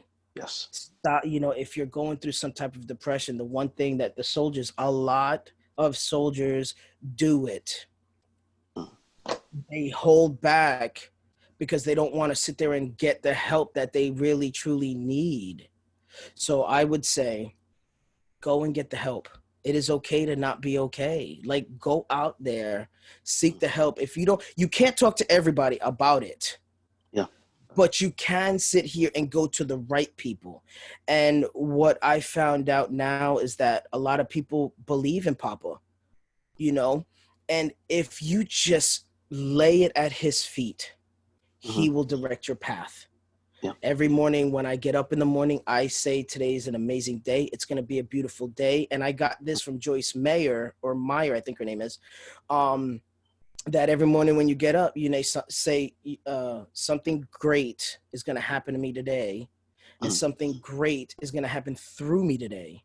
And what I tell my father, I say that, and then I say this, Papa, if there is someone that you need to talk to, if there is someone that you need to let them know that you love them, that you're around them, that you're giving them strength, whatever message it is that you have for them, put them in my path so that I can be your messenger, because that's what I'm asking him now, because I'm meant here to help so many people. How? I'm assuming this call here and whatever other little secrets we have going down. I will put something out here. It's a little, I'm not going to say much, but apart from your call, I think I told you about this. Someone reached out to me today. And it aligned me with that person again. So there is another collaboration coming down with myself and Les Brown here very, very, very soon. Oh, wow. Okay. All right. We're breaking a lot of news on this episode. So awesome. so that's what I do. You know, I wake up in the morning with that mentality, and it was actually Mel Robbins, you know, her doing her mindset reset. That's what changed my mindset. So she helped me with that, you know, because transitioning the shots, I wound up getting all of the negative, and I don't say negative, all of the effects that, you know, some people get, some people don't. I got the anxiety, depression actually hit again, because now I'm going through puberty at the age of 40. Well, at 37 is when I started. It's terrible. Just to let you know, it is terrible. Shaving sucks. Yeah, here's the thing. You know, stay away from straight razors. They're terrible. Yeah. I do use straight razors, and I just trimmed it down. But I have so many, you know, razor bumps. I'm like, my goodness, this sucks. But it's terrible.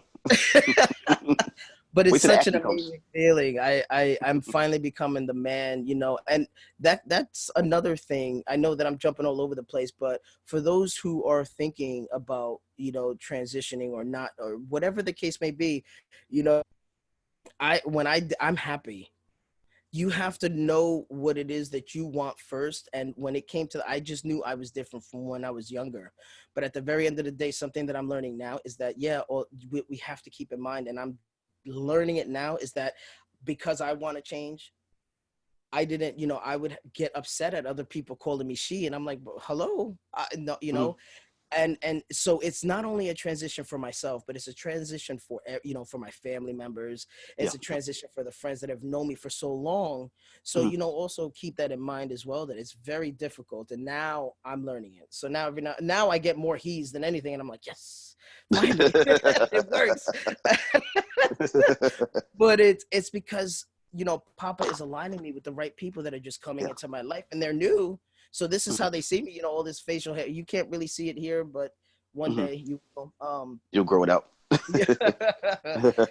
But yeah, so it's just having patience. So, you know, that is another ritual that actually came out, was me waking up in the morning and saying that to Papa and starting my new day. So in the morning when I get up, I say that to Papa as I'm driving to work. I listen to nothing but motivational stuff. Whatever it is, I say, okay, Papa, what are we going to listen to today? And I'll put something on. And then I have our inspirational, grateful call at 10 o'clock, which has now been, I'm now addicted to it. So again, I don't know who's on. I'm purposely not looking anywhere, but there is a grateful call. So even for those of you who are on here, I think everyone should really, truly join that grateful call, because she, without her knowing, has been, and I know I told her this the other day because I was just in my feelings, but Miss Ash is just truly meant to be in my life, and she's such an amazing soul. I think that she's just this old, because I don't know her story either. I will, but she's just such an amazing person, and she just fuels me with so much energy and so much positivity, when, as before, with the people, I was getting all of that negative, and it was just insane. But now I put all that away. So my my grateful call, I need. So that has become an addiction. What we're going to do is we'll post the information for the grateful call at the end of the chat, because I've had a few people reach out to me and asking me for the information. So we'll definitely put that up there. Yeah. And I mean, So yeah. the last thing I have as well is, as far as my ritual is at when I go to sleep, I put everything. So whatever I've gone through during the day, not only do I give it to my wife and I tell her, listen, this is what happened, but I also, when I go to bed, I lay it at my father's feet. So that's another Mhm. piece of advice that I can give to you guys. Don't go to sleep with that burden. The one thing I've learned is there are 2 days, and I cannot remember who it was that I heard it from, but it was on one of my morning motivational calls. This gentleman said there are 2 days that you should never worry about. You shouldn't worry about anything, but there are 2 days in the week that you should never worry about. You should never worry about tomorrow, because yesterday, because yesterday is the past. The only thing Mhm. you can do is extract the lessons from yesterday. Mhm. Um, and you can't change it. You cannot worry about tomorrow, because tomorrow is the future. Mhm. So you let tomorrow be for tomorrow. The reason why today is called the present is because it's a gift. Yeah. We all take life for granted. So it is most definitely a gift that you wake up in the morning, because unfortunately there are people who don't wake up. Yeah. So he said, if anything, you just focus on the day. So Mhm. that's one thing that I stay true to. I don't worry about whatever happened in the past, because that's the past. I Sure. can't Sure. change what happened. I don't worry about tomorrow. I worry and focus about today. Oh wow. Wow. Awesome. And to think you were nervous saying you weren't going to do a I good job. was not. And then look at the job you did. So I didn't have to do much.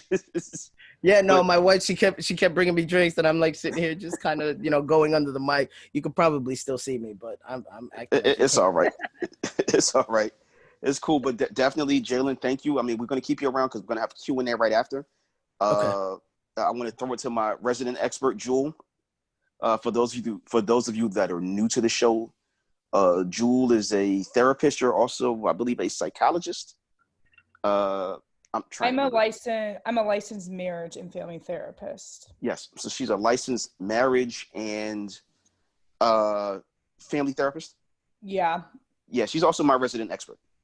So, you know, I actually reached out. Well, Jewel actually surprised me, reached out to me, and she's going to be on this. She's going to. She agreed to come on the show to talk about depression because I felt that it was something that was very important.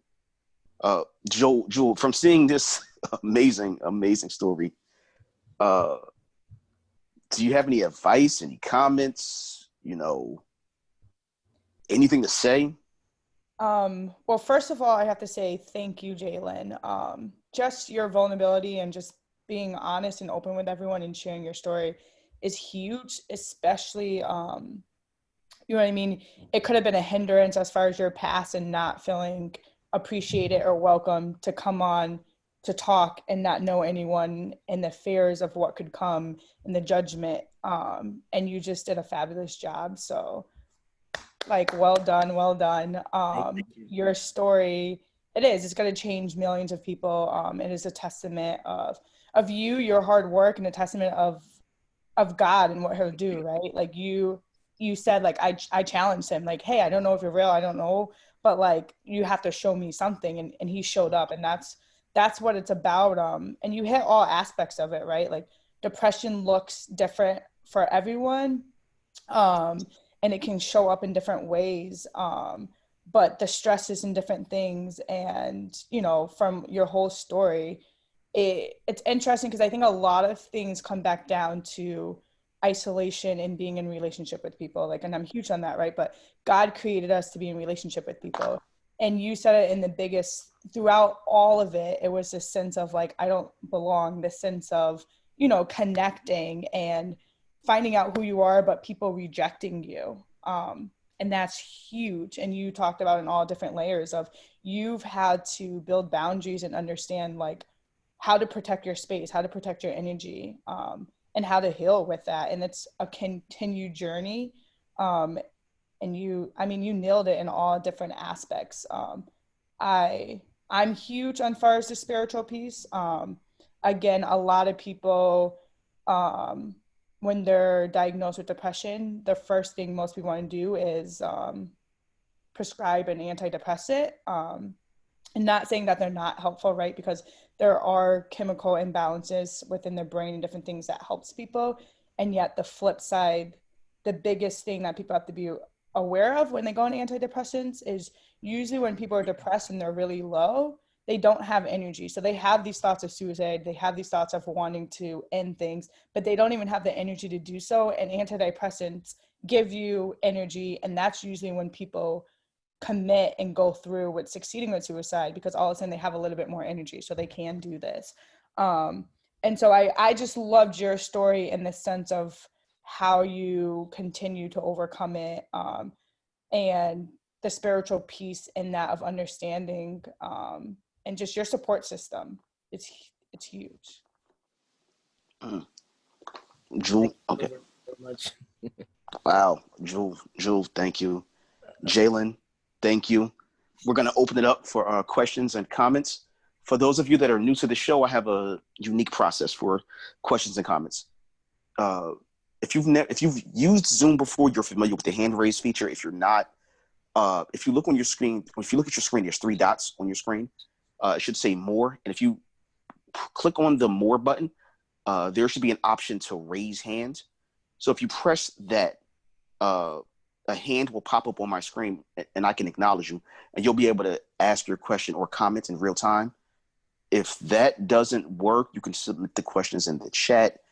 And if all else fails, feel free to just take yourself off mute and say, hey, I have a question, and I'll acknowledge you. So who wants to go first? Because I've already got a few questions that were texted to me. So I've already got a few that were texted to me. So I'm going to be respectful and let others go first who have questions, comments. Again, is anyone having trouble with the hand raise feature? I know that's usually a question that I get. All right, Loretta, you're up first. Oh boy. No, oh boy. I'm extremely proud of you. I told you you do amazing. We have talked, and a lot of your story I didn't know before you talking today, and there were some definite wow and tearjerker moments. And just want to let you know your story will touch so many, especially with the journey that's about to embark on so many different lanes with so many different people. And yeah, I'm just super proud of you. I'm super glad to finally build a friendship where a journey can be developed for us to help help people. And you've helped me in many ways, and I don't even think you've realized, but yeah, and I'm very appreciative and thankful for you being you, just simply. Wow. Thank you so very much, Loretta. It definitely has. It feels really awkward having, just talking about. I was telling him, James, today. I was like, yeah, I think me and Loretta we spoke about 1,000 times yesterday, and I exaggerate. But it's, you guys are you're most definitely helping me for sure, and I'm proud of who you are and the person that you're becoming and your story, because your story is absolutely amazing as well. Sure. And it just, listen, keep on pushing, because I'm gonna be here for you. We're all gonna be here for you and your journey. It's beginning now, and within the next couple of days, everything, or weeks, there's certain things that were meant to happen. So it just took me, I want to apologize for taking so long and getting to you, but Papa knew when I was actually supposed to reach you. So it's Right. definitely our time to shine. And thank you again for you being strong and me hearing your story and where you are. So Absolutely. Thank you. Thanks, Loretta. Joe typed a question in the chat. Thanks again for sharing your story. As you mentioned, we are on earth to help others, and I believe that you will accomplish that purpose. What's the biggest lesson that you've learned during your journey? oof, to really just love myself and not care what anybody else thinks about me. Mm. To really be the man that I was meant to be. At the end of the day, I was born a woman, but at the end of the day, I was actually born a man. I was just in the wrong body. Mm-hmm. But that's one thing that I learned, is accepting myself, not worrying about what other people were thinking about, and where I was meant to be. Acceptance and loving myself. That's what I've learned on this journey, and I'm still learning on this journey. Oh wow. Okay. We have a question from Stacy Wrigley. It's not actually a question. It's just to say I am proud of you. Your story was very touching, and I am not sure why you were nervous. And just to keep continuing to love yourself, and yeah, your story is going to touch a lot of people, and it's amazing. It's amazing. Just I'm proud of you. That's it. Thank you, Stacey. Listen, I'm nervous because I'm not a speaker. So You when could've I fooled came us. up, You keep saying that. Stop it. Yes, you are. well, I mean, so the thing is that there was one thing I told this grateful call, and again, I just, you know what? No, I'm not going to even look at the chats, but there was one thing that they asked me. I had asked Miss Ash, because Miss Ash, she just knows what she wants. Like, she's just on it. Like, she's a boss, right? And I told her, I'm like, everybody on the chat just knew what their purpose was. Like, everybody, Rocky, and I'm so new to this group, but these amazing men, you know, and women, these kings and queens on there, they all know their purpose. So I went on there and I asked Miss Ash, I was like, man, I don't know what my purpose is. Like, why am I here? And I found it today. So the reason why I said that I'm not a speaker is because I actually am a speaker. And I believe, and I found it today. I believe that's my purpose now, is to actually speak and tell my story. Yes, Okay. and keep doing it and keep being proud of yourself. Thank you, Stacy. We have a comment from Tanya Ambrose. I am so proud of you, Sir Jaden. I'm sorry, Jalen. I read it wrong. You are truly blessed and loved.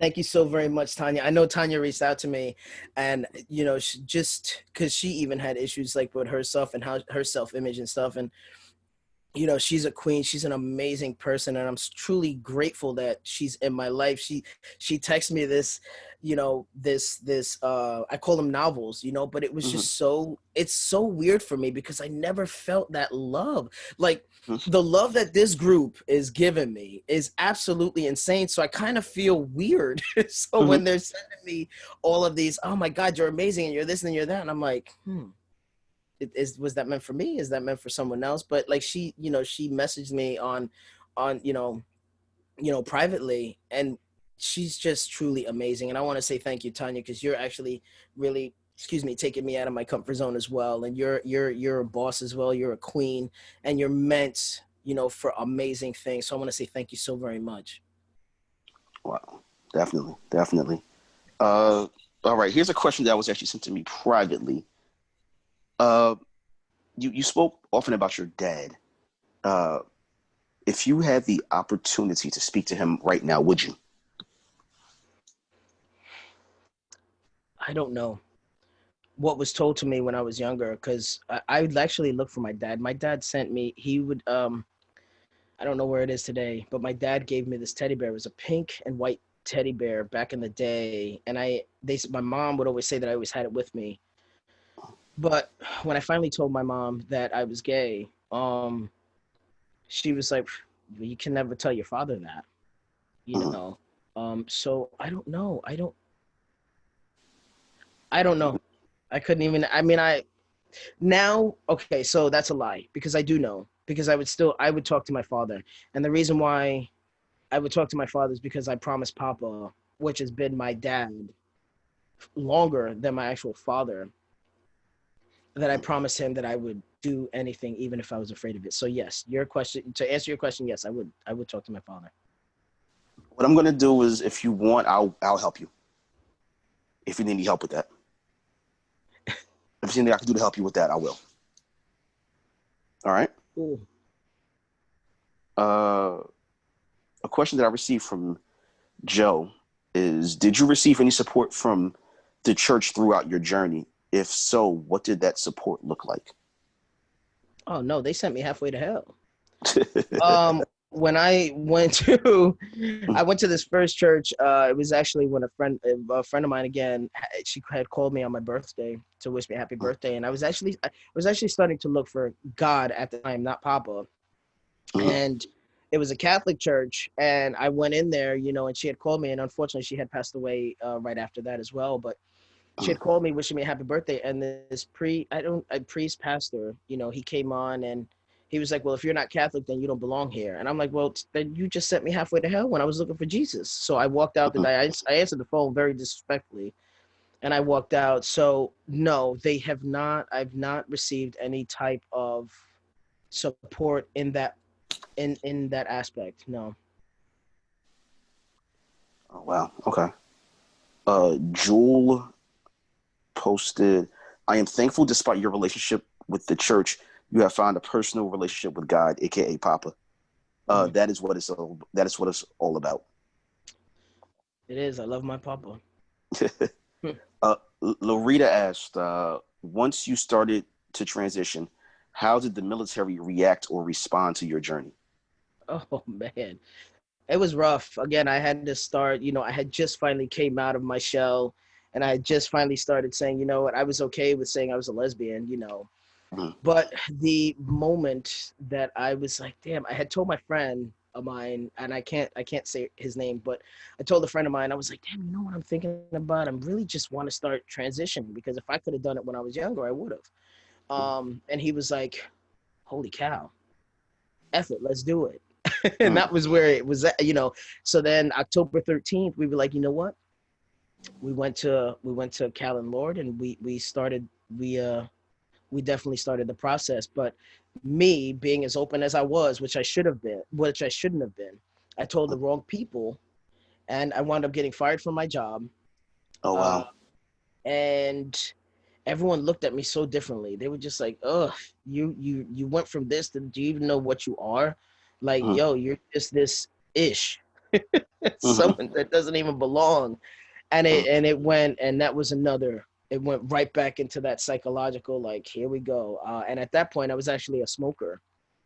But because of the shots, we couldn't smoke. They were like, listen, you one or two things. If you want to smoke, you can't do this, because it's going to do the same, it's going to have the same effect as cigarettes. And I loved smoking because cigarettes. Because it was clarify. I get it. Hey, you get out of the military in 4 days, so you can say the real answer 4 days from now. So, in 4 days, you can say, yeah. When I said cigarettes, I meant something else. I get it. So it was, you know, so it would just calm me down. It would, you know, and I was smoking so much, and then I remember on October 13th, I'm like, oh, I'm gonna have my last cigarette, and that's what it was. I went outside, I smoked a Newport right in front of Callan Lord. And that was it. And I hadn't looked back since. And every now and again, now what I've gone into a cigar is like, I love a really good cigar. With my brandy, one of my buddies, really, really great friend of mine, he smoked cigars. And what he did was is he like infused it inside of brandy. I love brandy, like that old aged brandy. So yeah, I have Captain Morgan right now, but my ultimate favorite drink is a really good brandy. And what we do is we dip like the tip of the cigar and with brandy, and you know, you just let it dry and then you smoke it. So that's my vice now, is smoking a really good cigar. Awesome. Yeah. I have another question that was sent to me, folks. If you have the questions, get them out now. Have you ever gotten the acceptance and healed the relationship from your mother? Oof. Wow. God. You know, for a very, very long time, I could not stand my mother. I just, But there's one thing that, you know, throughout this self-development, me just doing so much research and working with all of these amazing people, that I learned one thing.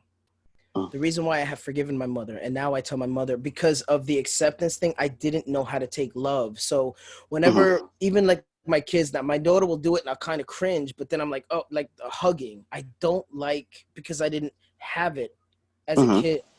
So when it comes to hugging, I'm like, you know, my daughter will just grab me anyway, and she's on the line, you know, and my wife does the same thing, but I hate hugging. I don't like that. And with my mother, I was able to forgive her. And I realized one thing is that my mother was never taught better. Like, had her mother taught her how to be, you know, a better mom. My mom was an amazing mother. Like, yeah, I look at her now and I'm like, okay, well, you only did that because you didn't know any better. Mm-hmm. So have I forgiven my mother? Yes. I Mm-hmm. sit down with my mom every now and again. And I'm like, hey, how are you? And I talk to her more now than I ever have. Mm-hmm. And I tell her that I love her, and I actually mean it. So when I tell someone I love them, that word is used so loosely. Mm-hmm. When I say it, I mean it. Like if I tell you that I love you, I mean it, and it's really truly coming from a place in my heart. So yes, I have definitely forgiven. I have forgiven my mother. I talked to my mother. What was the other part of the question as far as my mom? I actually forgot myself. Have you gotten the acceptance from your mother that you Oh, want? the acceptance. So no, my mom is still like, you're always going to be my daughter. And when I told my mom, I actually had to see a therapist because I'm like, yo, this has got to give. And I told my mom, I said, listen, I'm only telling you because one day I will be famous, and not famous like I'll just be out there, very, very well known. And I don't want you to hear it from someone else. I would much rather you hear it from me. So what I did was I brought my sister and my brothers and my mom together. And I told them, excuse me, I'm like, listen, I'm transitioning. It's going to happen. And I'm not asking for your permission. I'm telling you what I'm doing so that as you start seeing the facial hair and, because again, when I first started this, I started at 175. I shot up because it just hits people differently. I gained about 37 pounds in the first month. Oh, wow. I got the acne. I got everything. So I told my mom, and every now and again, when I'm talking to her, because she just doesn't know, and it's okay. She'll be like, oh, this is my son. And then she'll revert back and say, oh, this is my daughter. So she's learning, but I truly have forgiven because it's not her fault. Like even with my wife, every now and again, she'll be like, oh, because I put her in such a position where like, if you wanted to be with men, then you would have been with men. Mm-hmm. But I sit down and I tell my wife all the time, I'm like, listen, I want to apologize, but this is who I felt like I was. Like just because I had the body, my mind was always male. Mm-hmm.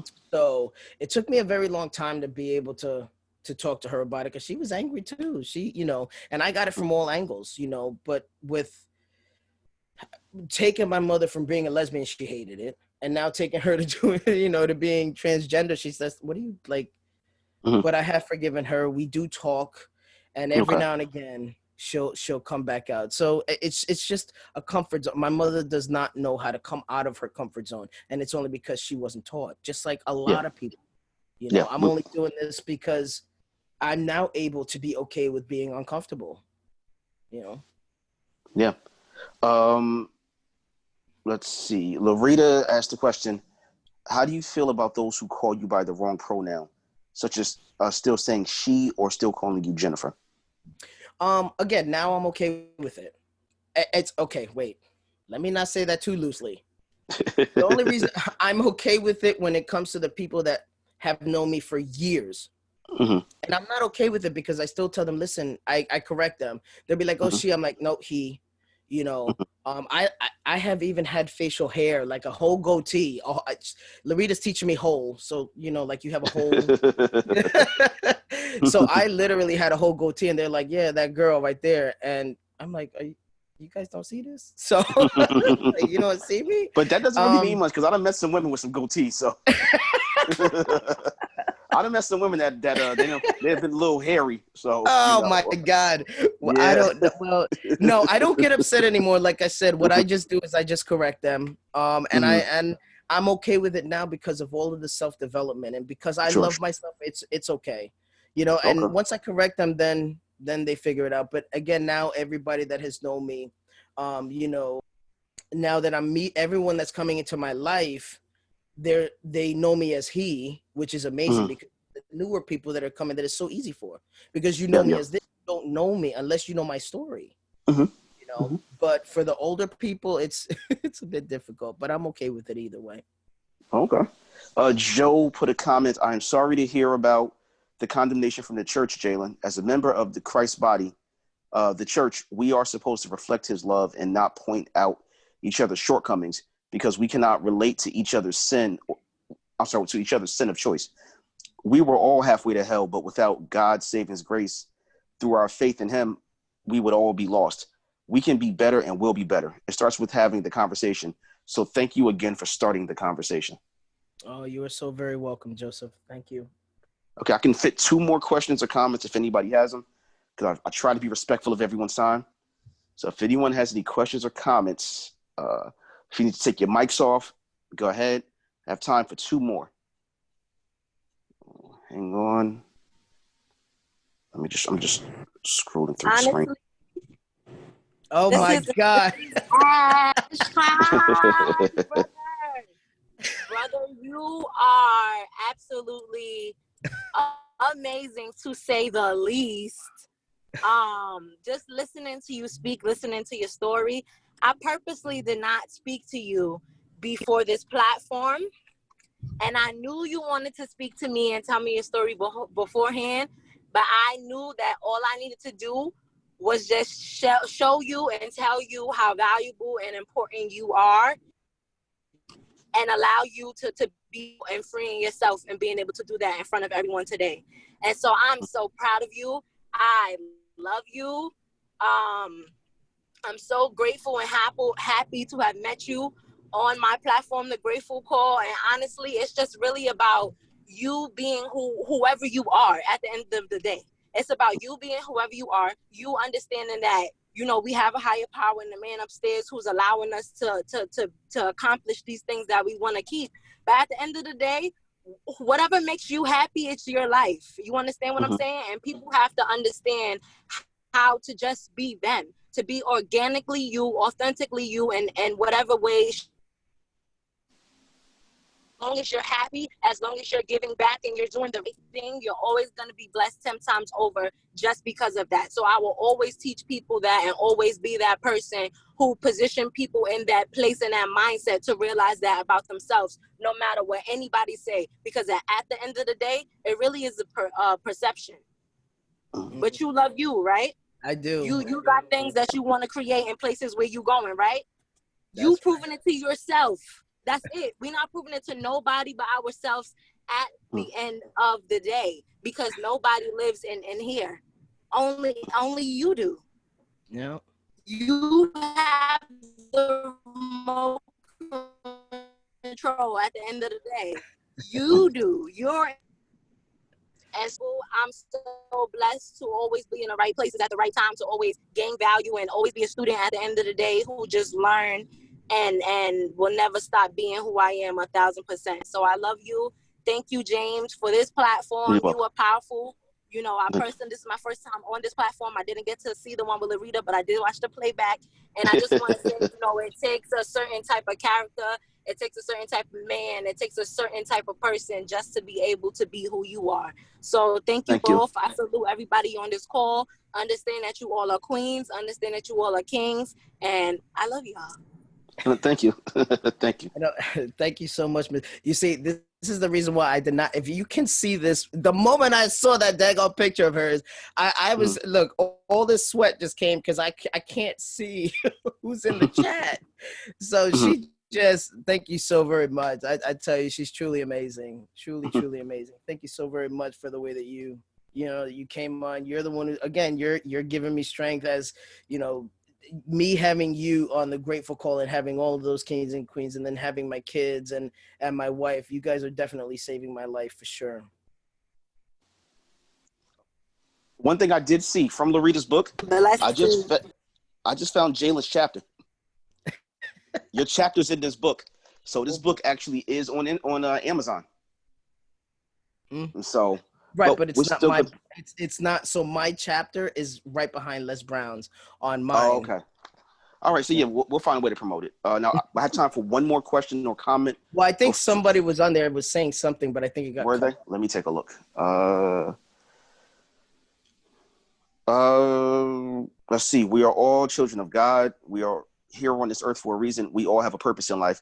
God loves us all, no matter what. So Anybody have any questions, comments before we give out some information? No? Okay, perfect. I'd like to thank you all for coming on. Jalen, thank you for coming on, being so honest, so open, so unafraid. Yeah, talking to me, talking all that crap about, oh, I'm going to be terrible, I'm scared. Yeah, whatever. I really want to thank you for coming on. You know, your story really has helped a lot of people. Jewel, my resident expert, thanks for coming back on. And, you know, I definitely look forward to working with you again in the future. Now, Jewel actually has news now because you now actually work for yourself. And you have a way for people to contact you if they need therapy, counseling, or for you to be a life coach. Is that correct?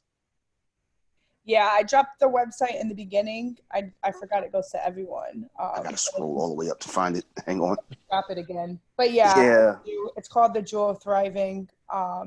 Just to be able to reach more people and not have to work within the barriers of the system of nonprofit agencies and stuff. So I'm excited. If anyone has any questions, just in general, and needs support, you know, I'll be back on fall of James's podcasts and stuff. And so, yeah. Yes. Woo. I'm excited. Thank you. Now, your Grateful Call that you've mentioned quite a few times, I've had a few people ask me how to access it. So I'm actually going to post the information on the screen. So if you wanted to access it, you could screenshot this, write down this information. The Grateful Call is Monday, Tuesday, Wednesday, and Fridays at 10 a.m. Yes. And Thursday, it's at 10 a.m. and 11 p.m. Yep. So, folks, if you wanted to join this, this is the information on there. And Jewel just posted her website. I think she sent it to me privately, but I'll say it. www.thejewel. There we go. Popped it for everybody. There we go. So now everyone has access to it. For anyone that's new to this show, I have a YouTube channel. Oh, get Jewel. But the call, like, how do you join into the call? It's a Zoom call. Okay. Yeah, there's a Zoom password at the bottom. Hang on, let me put it up. You see the Zoom ID? Yeah, let me just leave so I can take a picture. Got it. Okay, got it. Got it? Yep. Yes, it's called The Grateful Call. And so we have that. If anyone is new to this show, feel free to watch my older episodes. This is episode lucky number 13. 13, for those of you that don't know, is my favorite number because I was born on Friday the 13th at 3:13 in the afternoon. Actually, Friday, September the 13th. So my birthday just passed 2 weeks ago. So yeah, 13 is my favorite number. So if you're new to the show, every episode is now on YouTube. I put it in the chat, but it's under Fall to Rise podcast. You have to actually type the whole thing in to pull it up on YouTube. Please log in, subscribe. You know, we hit some pretty heavy topics. We've covered abstinence with my brother Joe. We've covered mental health in the urban community. We've covered financial planning. We did an episode that I did with Jewel called Am I Black Enough? What it means to be Black in Black America, about racial identity. We've done episodes about daddy issues, about how they affect men. We've done episodes on breaking generational curses, surviving the criminal justice system, navigating the criminal justice system. Loretta was on an episode last week about surviving homelessness, and that episode was amazing. We have an episode coming up next week with Loretta, surviving rape. That one's going to be rough. I already know, and Jewel's going to be back on, so is Loretta. I'm super, super, super excited. Yeah, I'm going to put the YouTube info up again so that everyone can see it. I also have an Instagram and YouTube under Fall to Rise podcast. Hang on, I'm actually typing. Again, I'm terrible with technology. I'm an old young guy. So I'm putting all of that information in. Does anyone else have any other shows to plug? I know that Joe, you have a ministry. You're on here somewhere. Joe, hang on one second. Oops, hang on one second. I sent it. Hang on, give me 1 second. Sorry. I think we may have lost Joe. Yeah, I think we did. All right. Does anyone else have any other programs to plug? Any other events? I'm actually sending you a picture of James's book. Jalen's book, James. Okay. Yeah, I sent a picture just now so that you can show it, his cover, in the chat. Okay, perfect. You're sending it to me now? I just sent it, yes. Okay, And I also didn't get it tell yet. you, I didn't even know that it was on there because I have like 10,000 copies over here. Well, Yeah, it's, I sent I'm the waiting. picture, but Mhm. contact Jalen to get a book because he has the Yes. copies. Definitely contact Jalen for the book, but to show the cover, I sent you the picture of the cover. It hasn't come in yet because technology hates me. But hang on, I think it just came in. Give me 1 second. Yeah, I got it. So just give me a second. I'm going to share it. Hang on 1 second. All right. But again, for everyone, please subscribe to the YouTube channel. We have a lot of older episodes. We have newer episodes as well as on the social media. We're going to hang on 1 second. We're going to actually have a few exclusive episodes coming up. Again, Larita's going to be on there, and then I have Jalen and Larita on in 2 weeks because we're going to make an announcement during that show. So, and after that, we're going to hit a couple of taboo topics. We're going to talk about swingers. I have an episode where I'm going to interview swingers so that they can explain that lifestyle. And I have an episode coming up with a good buddy of mine who lost his son.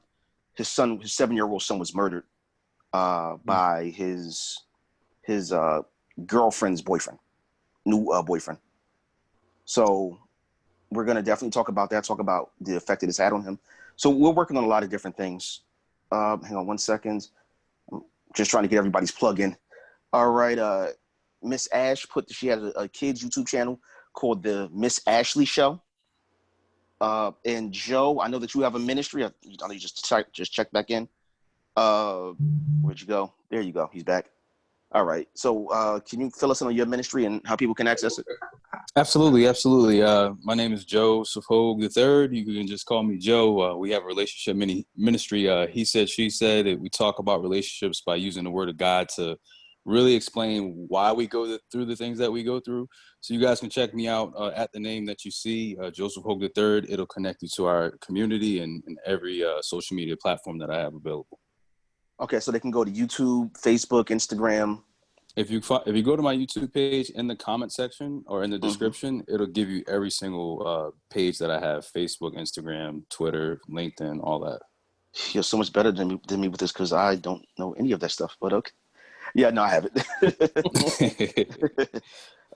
it. Definitely. Yeah, Joe and I. Joe is like my brother. We've been best friends. Not like we are. Brothers, well, me and Joe are brothers. I'm sorry, Joe is my brother. We've been best friends since we were 10. 10 years old, man. 10 years old. So a lot of the things that he was actually my first guest on my first episode, and a lot of the things that he went through or that I went through, he was there for. So we've been in each other's lives throughout a lot of things, and believe it or not, the idea for this show came from a conversation that we had. So, Joe's ministry is amazing. It really is just non-judgmental, and they cover a lot of things in terms of relationship, in terms of the Word of God. It's an amazing ministry, so feel free to reach out. So thanks a lot, Joe. Thank you, bro. Anytime. All right, and Jalen's book cover just came in. Bang. I wish that I can zoom in. Oh, I can. So there you go. The Breakthrough featuring Jalen Nicola. So And that actually talks about Gil as well. So. Okay. So if anyone wants to see the book, please reach out to Jalen. We have his information in the chat. Again, for those of you that wanted to check out the YouTube, please log in and subscribe. It's Fall to Rise podcast. If you type it all in one word, like a Tribe Called Quest. It's Fall to Rise podcast. Please subscribe. I have a lot of content. And reach out. If there's a subject that you want me to cover, please let me know. There's nothing that's too taboo. Like I said, I'm interviewing swingers in a couple of weeks because I'm curious about that lifestyle. So, my goal with every episode is to humanize people. You know, we spend so much time looking at people from the outside in. We look at people on social media. We look at what the news tells us that we should think or how we should feel about people. So with my show, I try to give them a different platform. I try to get people to tell their story so that we can see who they are, so that we can humanize them. You know, I'm pretty sure that all of you may have had a different view of Jalen before this interview. And I'm pretty sure that you all learned or heard things here that you did not expect to hear or see. So that's the goal with every episode. So, you know, I'm going to keep putting out content. We'll be back here next week with Larita. Her episode is going to be tough. I already know. I'm going to bring the tissues. I might need them for me. Even though I don't cry because I'm a man, but you know, yeah, I'll bring the tissues for me. I'm probably going to need them too. Yeah, so next I'll week, need them as well. yeah. So next Saturday, I'm going to post the information. So please subscribe to the Instagram, the Facebook. It's a Fall to Rise podcast. I'll have all of the information up there so that you can access Larita's episode next week, and Jewel will be back next week. So it should be a lot of fun.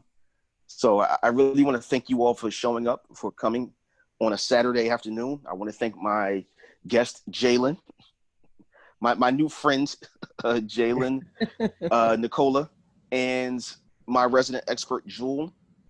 I would also like to thank everyone that's watching live and online. I really appreciate it. Have a good day. Have a good evening. Bye-bye. Goodbye, everybody.